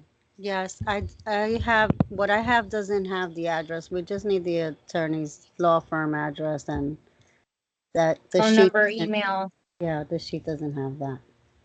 Okay, we can handle that. Thank you. Thank you so much. And I'm ready to go back on the record when everybody else is ready. Let me just make sure we have all the board members here. Dr. Merman, are you with us? I don't see your picture. Yes, I am. Okay. Okay, then let's go back on the record, please. Okay, we're going back on the record. The time is 1:04 p.m. Okay, and Dr. Weigel, just to remind you, you're still under oath, and I'll turn it over to Board Member Walsh for questions. Thank you, and good afternoon, Dr. Weigel. I appreciate your testimony earlier, diving a little bit deeper into pricing.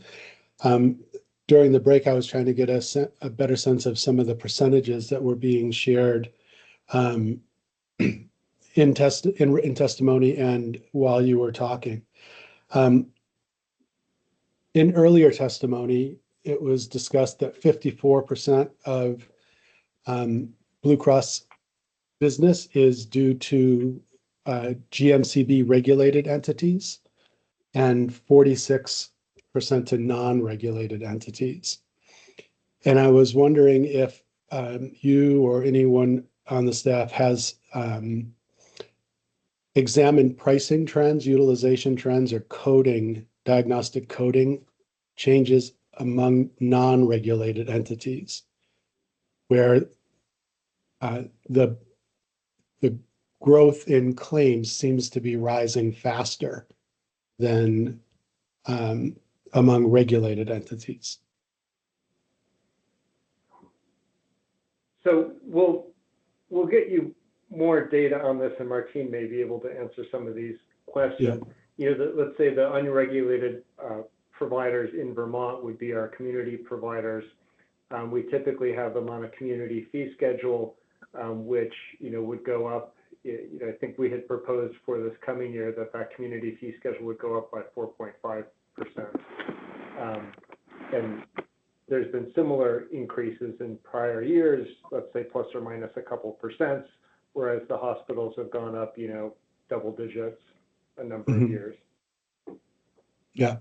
Yeah, that's very clear from the data that you've shared with us and data we've seen elsewhere. I'm just trying to get a clearer sense of everything that's going on. 47% of Blue Cross business among regulated entities is to hospitals.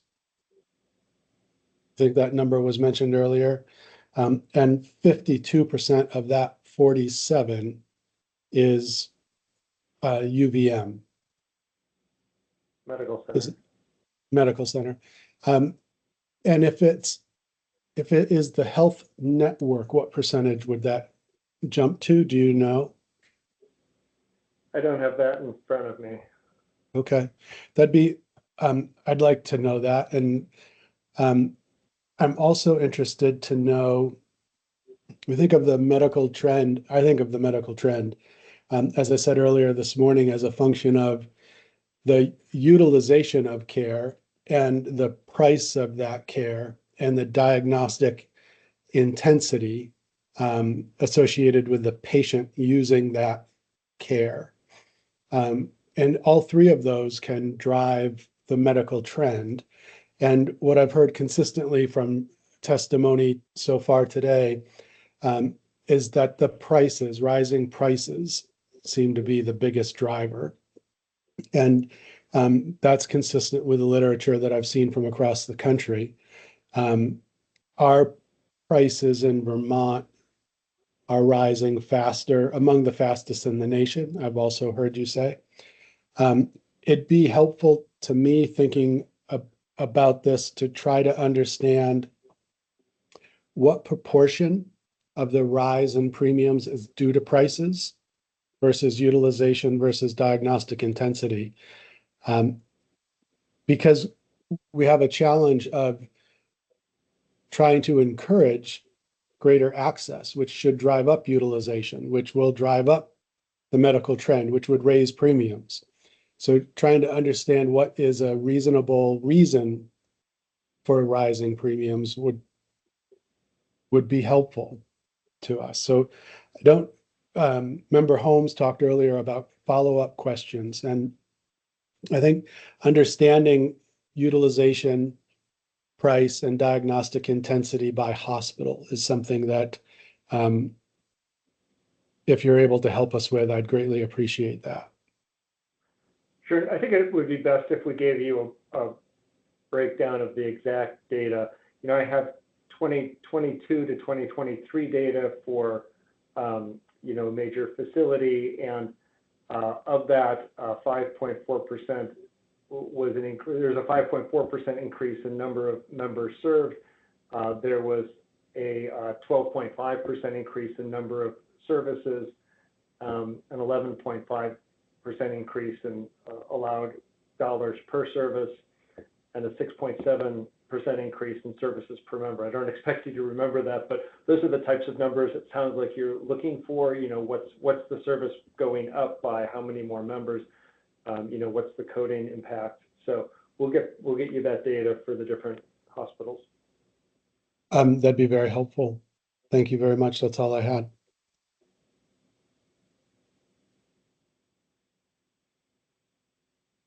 Dr. Merman? Hey, yeah, thanks. Thanks, Dr. Weigel. I have a few questions. So one is something I asked Ms. Green, and maybe I'll sort of try to ask you as well and see if I can get more insight into this, which really speaks to Exhibit 12, page 9, the last paragraph on that page.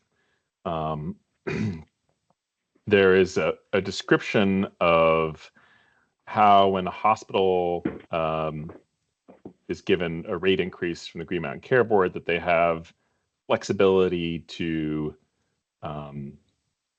adjust their charge master in a way that they think is probably best for their business, and that when you go negotiate with them, you're negotiating discounts off that charge master. And I guess the first question I have is does that sound like a reasonable summary of that paragraph?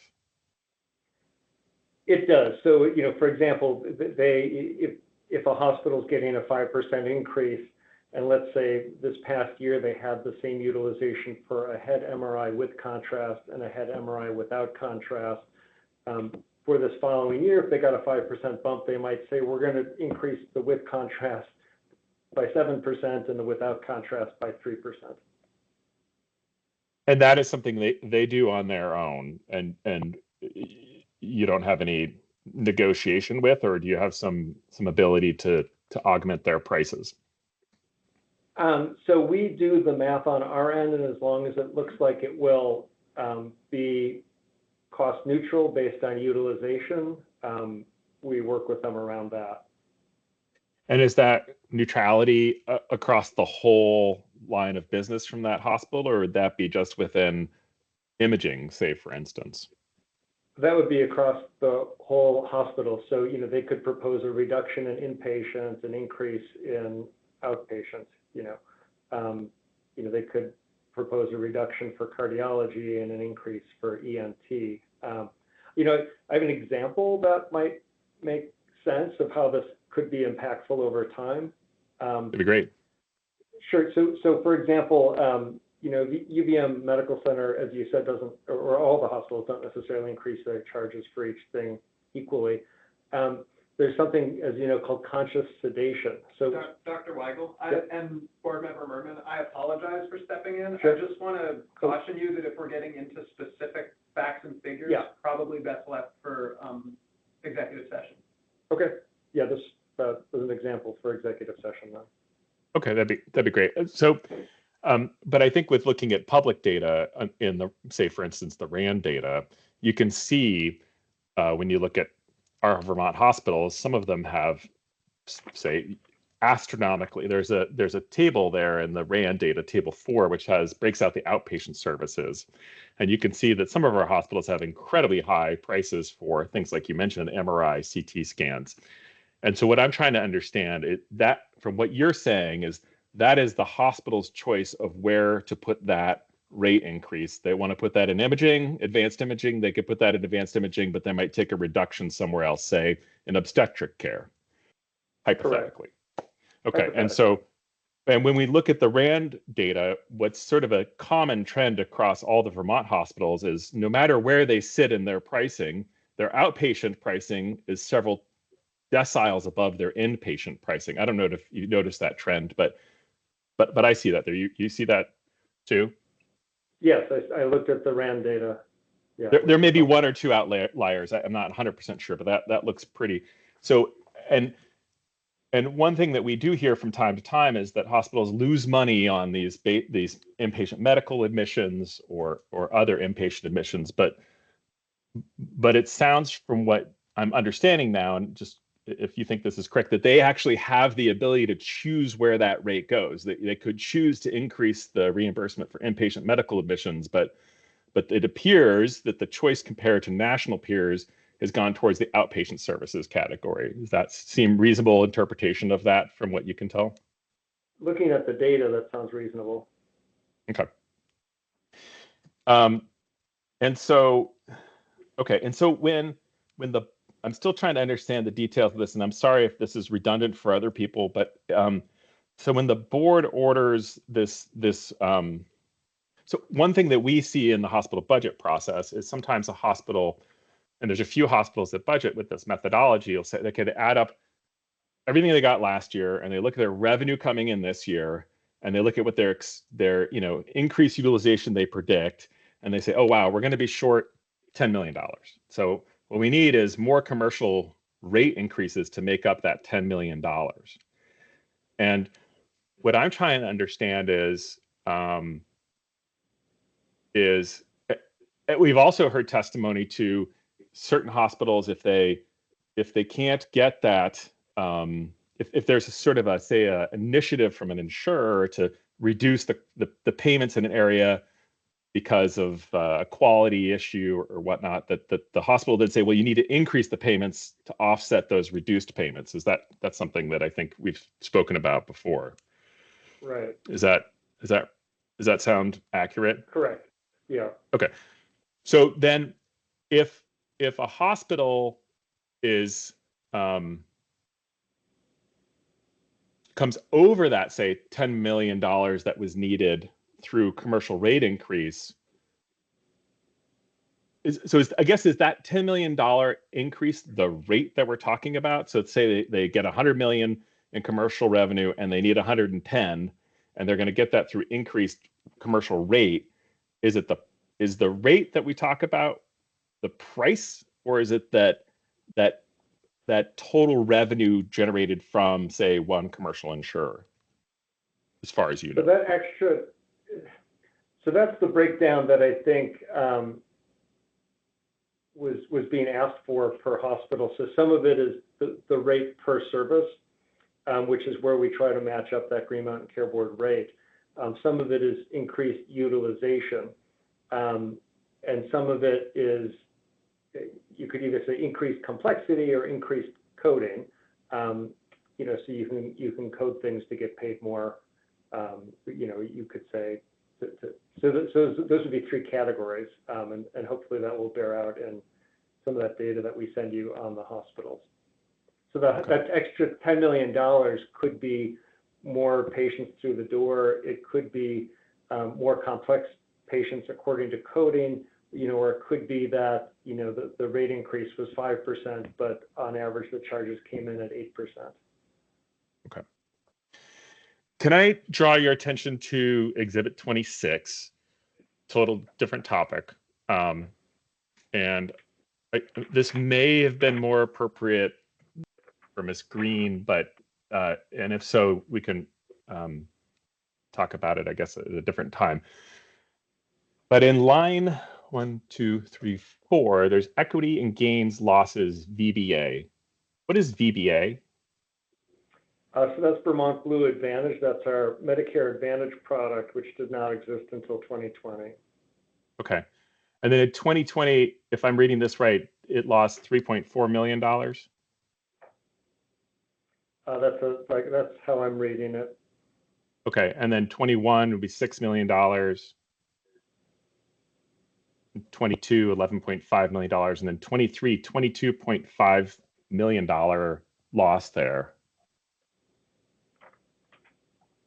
So I'm going to defer to either Ms. Green or to Martine on that, because it's quite possible that the business didn't even start till 2021. So I don't have the answers for you on that. Okay.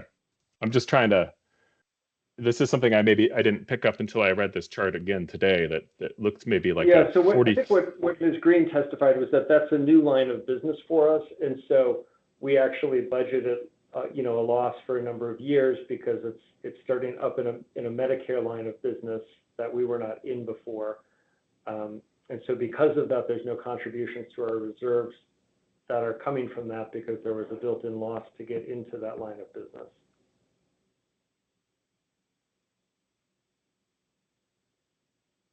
Okay, I think that this chart, though, and maybe we could defer this to talk with Ms. Green about it again, but this chart doesn't. Okay, so this is all contribution to reserves on those. This is drawing from reserves essentially to run this program. That's my impression, but why don't we leave that for Ms. Green? Okay. That is all I have right now, so thank you.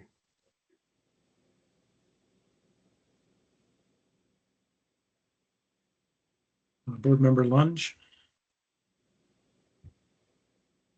I think all of my questions are related to executive session, so I will pass it on to the next.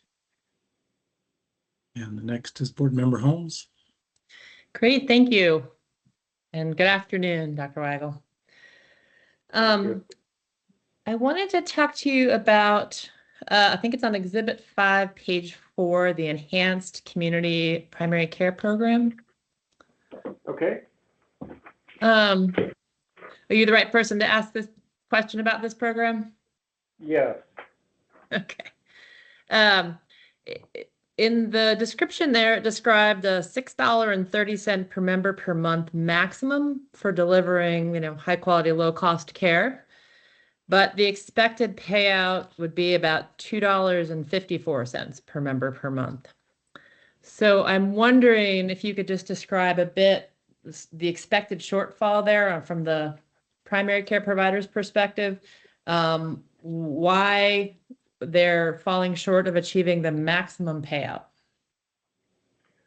Sure. So this is a program that was new in 2024. And what we did was we took the dollars that were previously being paid to OneCare for their programs, and we're taking that money and putting it into these two value-based care programs, Vermont Blue Integrated Care, or VBIC, and the ECPC program that you referenced.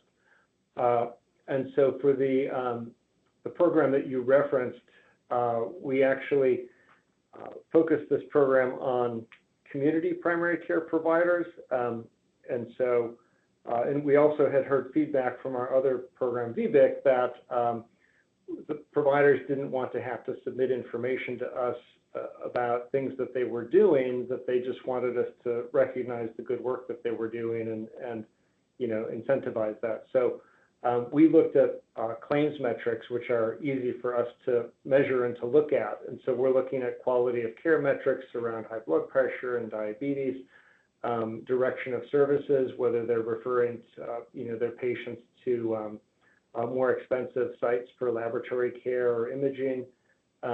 There was an incentive to install an electronic medical record overlay called Innovacer.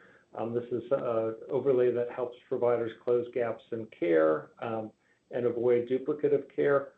And so they could earn a certain amount PMPM for each criteria that they met. And so it's possible that if you didn't meet all the criteria that you wouldn't get that whole $6.30. Most of the shortfall was actually for not installing the Innovacer program EMR overlay.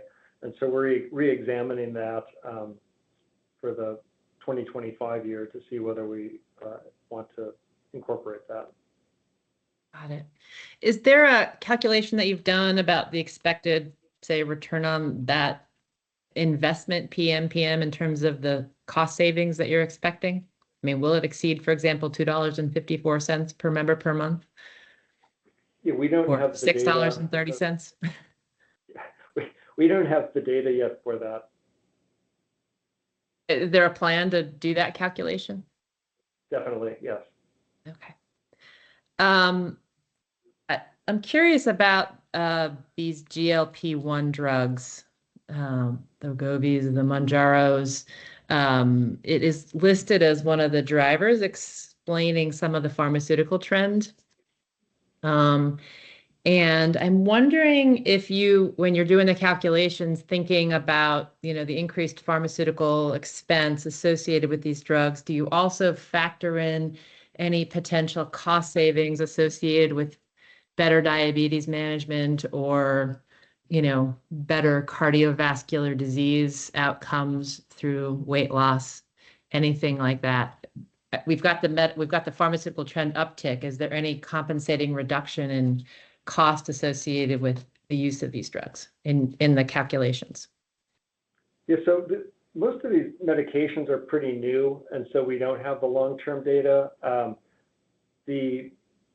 The weight loss specific medications, the pharmaceutical companies are actually pursuing FDA approvals for non-weight loss indications. So for example, cardiovascular disease and things like that. So but we do not have long-term data to really see what the cost savings might be. We do have data to suggest there's a very high discontinuation rate for these medications, over the course of a year. And we can provide that data if that's of interest. No, I'm just curious if there's an associated benefit to usage of these drugs in terms of cost savings that's also included in the analysis.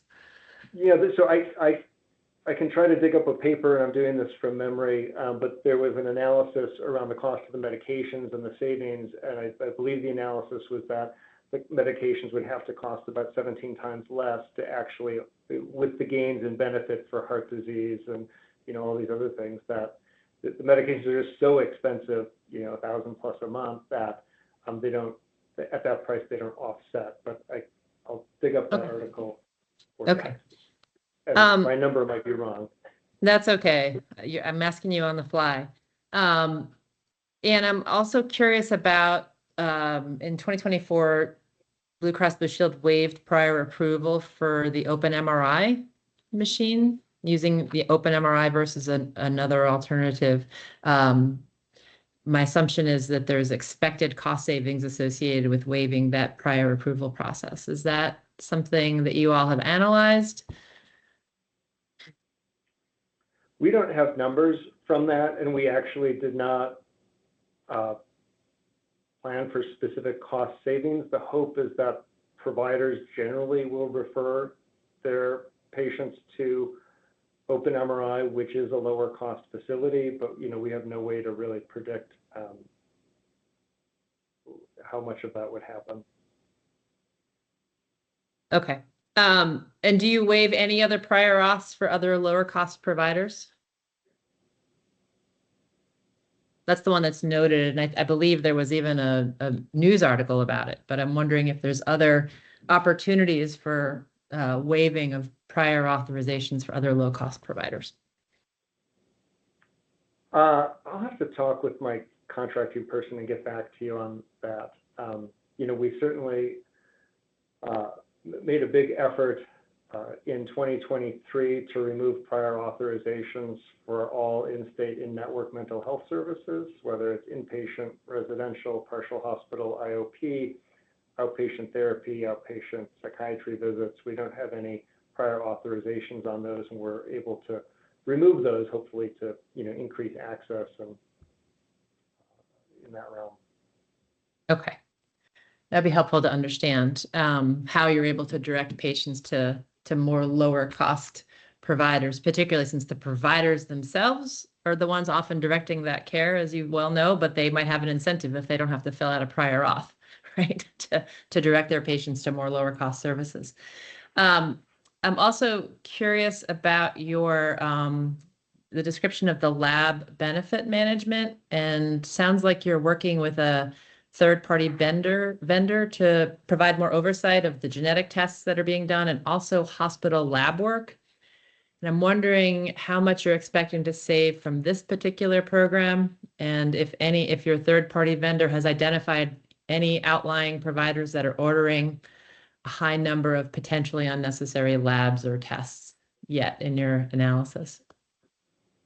So on the latter one, they have payment integrity and fraud, waste, and abuse built into how they pay the claims. The most common thing that they would see would be an unbundling, meaning you can order like a Chem 7, which includes 7 different tests, and that's billed as a bundle, or you can bill all 7 separately, which is a lot more expensive. So most of what they catch is the bundling or unbundling for that. And Martine would have information about the savings on that. Okay, I will hold that thought then. And then this was the question that I had actually asked Ms. Green this morning with regard to all of the hospital and insurance price transparency data that's now available. Wondering if Blue Cross Blue Shield had done any analysis comparing the negotiated rates at Vermont hospitals, New Hampshire border hospitals with the larger out-of-state insurers, the Aetnas, the Cignas, United Healthcare, all of those larger insurance carriers wondering how Blue Cross Blue Shield stacks up in the negotiated rates with our hospitals on an absolute level, and then frankly, on an annual growth level. I know that data hasn't been out that long, but what kind of analysis has Blue Cross Blue Shield done to see that? Yeah, I think we'll have to send that to you separately, but I'm happy to get that for you. That's fantastic. Thank you. And I recognize there are a lot of codes to analyze. So if it's, if you want to pick the most frequent codes or something like that, that you have, whatever analysis you've done, that would give us a sense of relative negotiated rates. And then I just have one other question, but frankly, it's a big one. So it's like a 40,000-foot question. And, this relates to the work that we're doing as a state right now. This premium growth that we're seeing, I think we can all recognize it's unsustainable. And as I'm sure you're aware, Act 167 requires the Green Mountain Care Board to work in collaboration with AHS to try and figure out more cost-effective ways to deliver healthcare in the state. And I think what we're seeing and learning is a bit about, how affordable is our current healthcare system. And the financial projections of hospitals are troubling. Blue Cross Blue Shield solvency is troubling. If you look at households and businesses, they're struggling to pay taxes and premiums. So my question to you is, you have a very unique perspective over the entire system. And I'm wondering what you might see as a path forward for hospital system transformation that's going to bend premium growth in the future, and whether Blue Cross Blue Shield has any data or analysis that would help us inform our hospital transformation process along the dimensions of quality. For example, are there certain hospitals where revision surgeries are really high, or surgical site infections are really high because maybe volumes are low? Or is there any data around costs? You've talked a little bit about prices already. We've talked a little bit about potentially unnecessary labs and images, but I'm wondering what you see as a path forward to try and provide some premium relief to consumers in the future, and what data you could add to the conversation to help us move there. Sure. First looking at quality, what we see in our quality data, and when the Blue Cross Association looks at our data compared to, other Blue Cross plans, the quality of our Vermont providers is fairly solid. And so we don't see major quality issues. That being said, there's certainly one-offs here and there. I'm interested to hear more about what comes out of the Oliver Wyman assessments and eventual recommendations. We have a lot of, we have hospitals throughout the state, and are they each performing the right sorts of services for those community members who are in that area? And are they optimized in the best way that they could be? So I'm looking forward to that. I think that could really help our spend. It could help our communities, and it may help access too. Something I keep coming back to, which really was highlighted by the RAND report, is we have this standard. We have Medicare. They look at what they pay people, what they pay providers for each and every code every single year, and they make revisions, and they give certain providers more or less, based on what codes they have. But looking at a percent of Medicare could really make sense, whether it's for community providers, for wellness visits, for things that we want to incentivize, that we might pay a higher percent of Medicare for that, for outpatient or professional fees. For things that we want to, disincentivize, we could pay a lower percent. But when you hear things like, a community provider might get 150% of Medicare for a wellness visit, but, a hospital might get, 400+% for a professional fee, you can start to think of a way to move reimbursements from one area to another so that we're really supporting community providers, primary care, and wellness. Reference-based pricing.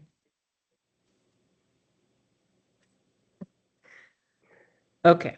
I thank you for that, and I think I will pass it along. Back to you, Mr. Barber. Okay, Chair Foster. Good afternoon, Dr. Weigel. Exhibit 1, page 23.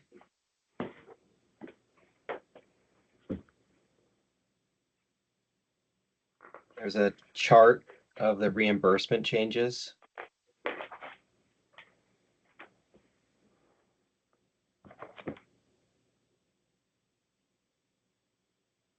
Yes. And from the chart, it indicates that the non-hospitals with whom Blue Cross contracts did slightly better in terms of the reimbursement changes in this period of time. Is that correct?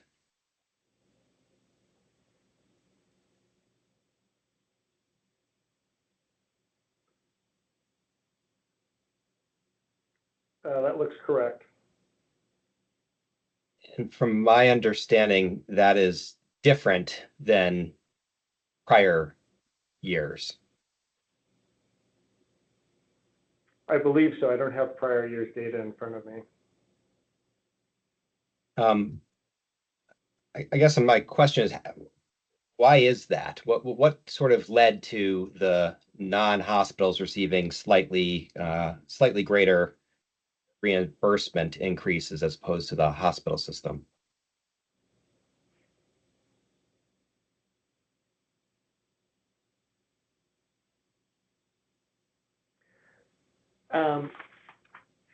This would probably be a better question for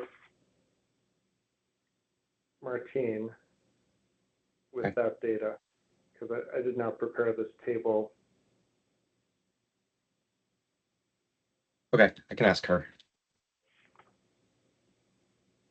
And maybe this one is better for her as well, but I'll ask it. Last year, the board's Blue Cross order said something to the effect that Blue Cross needed to consider access, quality, and affordability in its rate negotiations. Could you speak to how Blue Cross did that?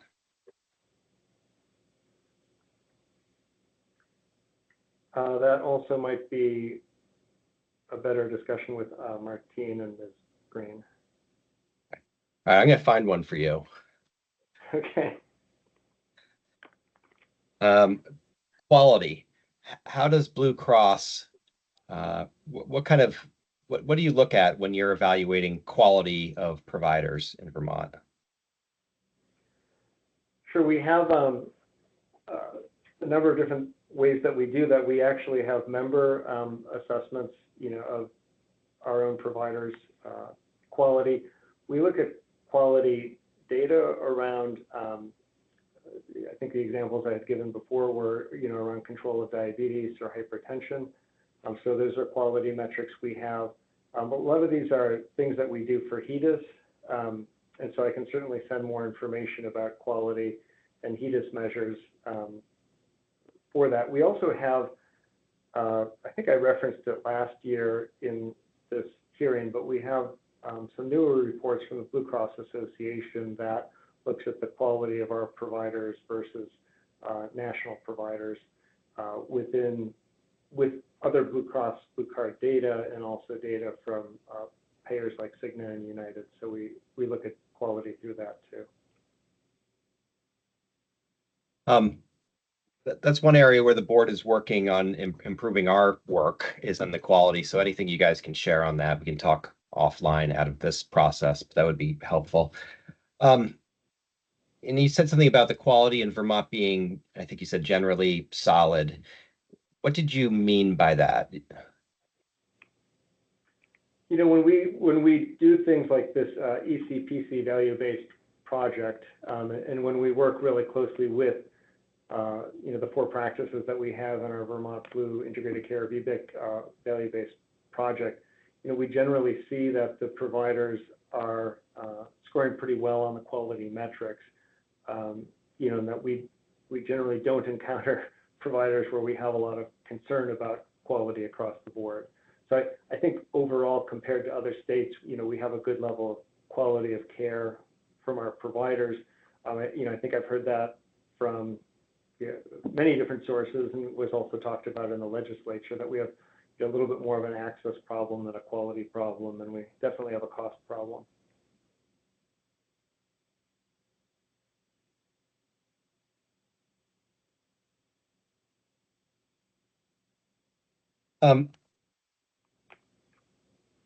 In your pre-filed testimony and in Exhibit 12, there is discussion of some of the high costs of our hospital system here in Vermont.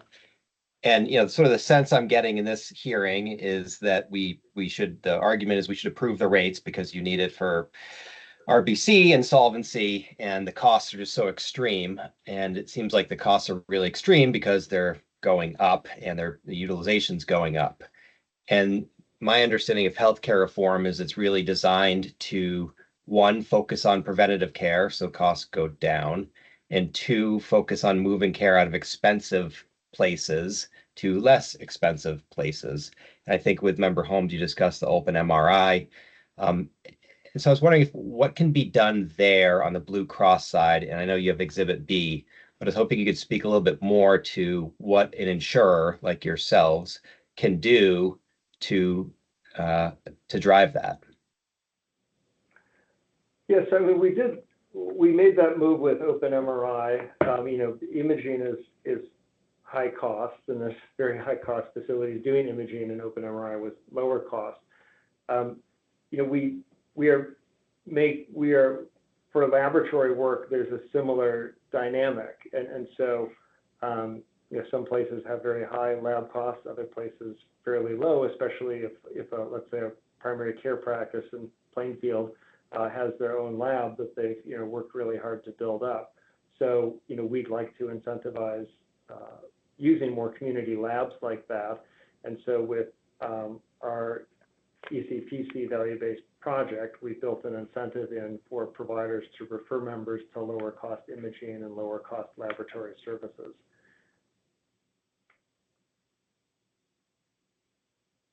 I think the other thing that is, I will acknowledge is that, prior authorizations are going to be removed for primary care providers in 2025. And, there's hope that this will reduce provider burden. Some of that expense is built into the rate increase, I think, as you saw, but ideally this will attract more, primary care providers to our state, who want to practice. And if we can shift some of the reimbursements to those providers, that would help too.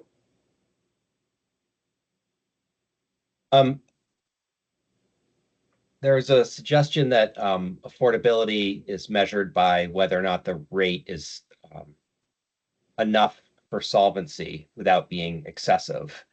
And I struggle with that because to me, that sounds like you could make the rate increase 50%.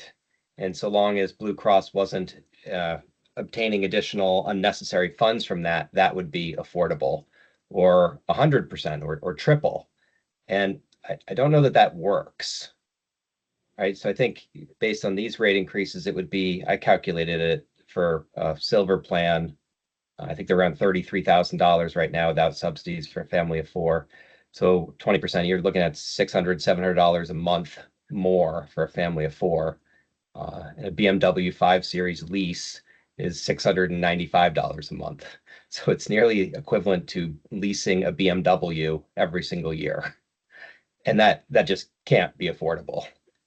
It's just, I don't know that many people with that many BMWs in their driveway, but it's not. Sure. And so, I was before I came to Blue Cross, I was in the QHP market with a family of four.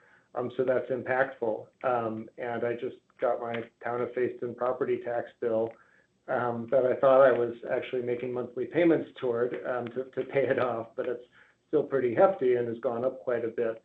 I think affordability is going to be a difficult topic in these meetings if it's not really clearly defined. And maybe affordability is the the percent of Vermonters uninsured because they choose not to buy it. Maybe it's the percent of Vermonters who rate themselves as underinsured or medically, financially stressed or in debt because of medical debt. You know, those are all numbers that are out there, but that's not really how it's defined. But that, you know, those are ways to think about affordability in my mind.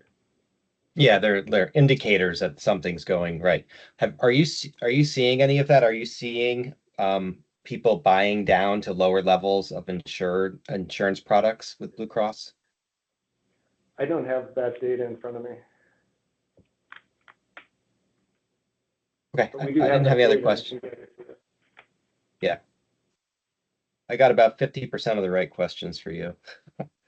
All right, thank you. Mr. D'Onofrio, any redirect? No, thank you. Okay. I did hear a question for Ruth Green from Dr. Merman, and I don't think we'll be coming back to her after the executive session, and it didn't sound like confidential material. So I'm wondering if she could be available to just get that squared away real quick. Hi, this is Bridget AC. Yes, Ms. Green is on the line, so she can address that question. Ms. Green, did you hear Dr. Merman's question about Exhibit 26 and the equity gains and losses on the VBA business? Yes, I did. And could you try to answer that as best you can? Sure. That line noted equity gains and losses in parentheses VBA. That is the 49% share of the joint venture that we have to enter the Medicare Advantage market. And the first year we started selling Medicare Advantage plans was 2021. The costs in 2020 were the implementation costs to get set up for open enrollment and do the bid and all of that for that book of business. And the numbers shown in 21, 22, and 23 is the Blue Cross Vermont share of the losses in that line of business.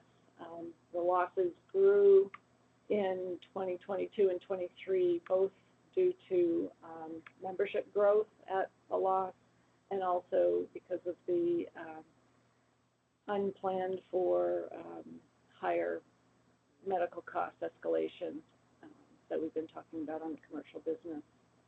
I hope that gets at the question. If not, happy to elaborate further. Dr. Merman, do you need any elaboration? So I just want to clarify. So the cumulative loss of the Medicare Advantage program so far is about just over $43 million.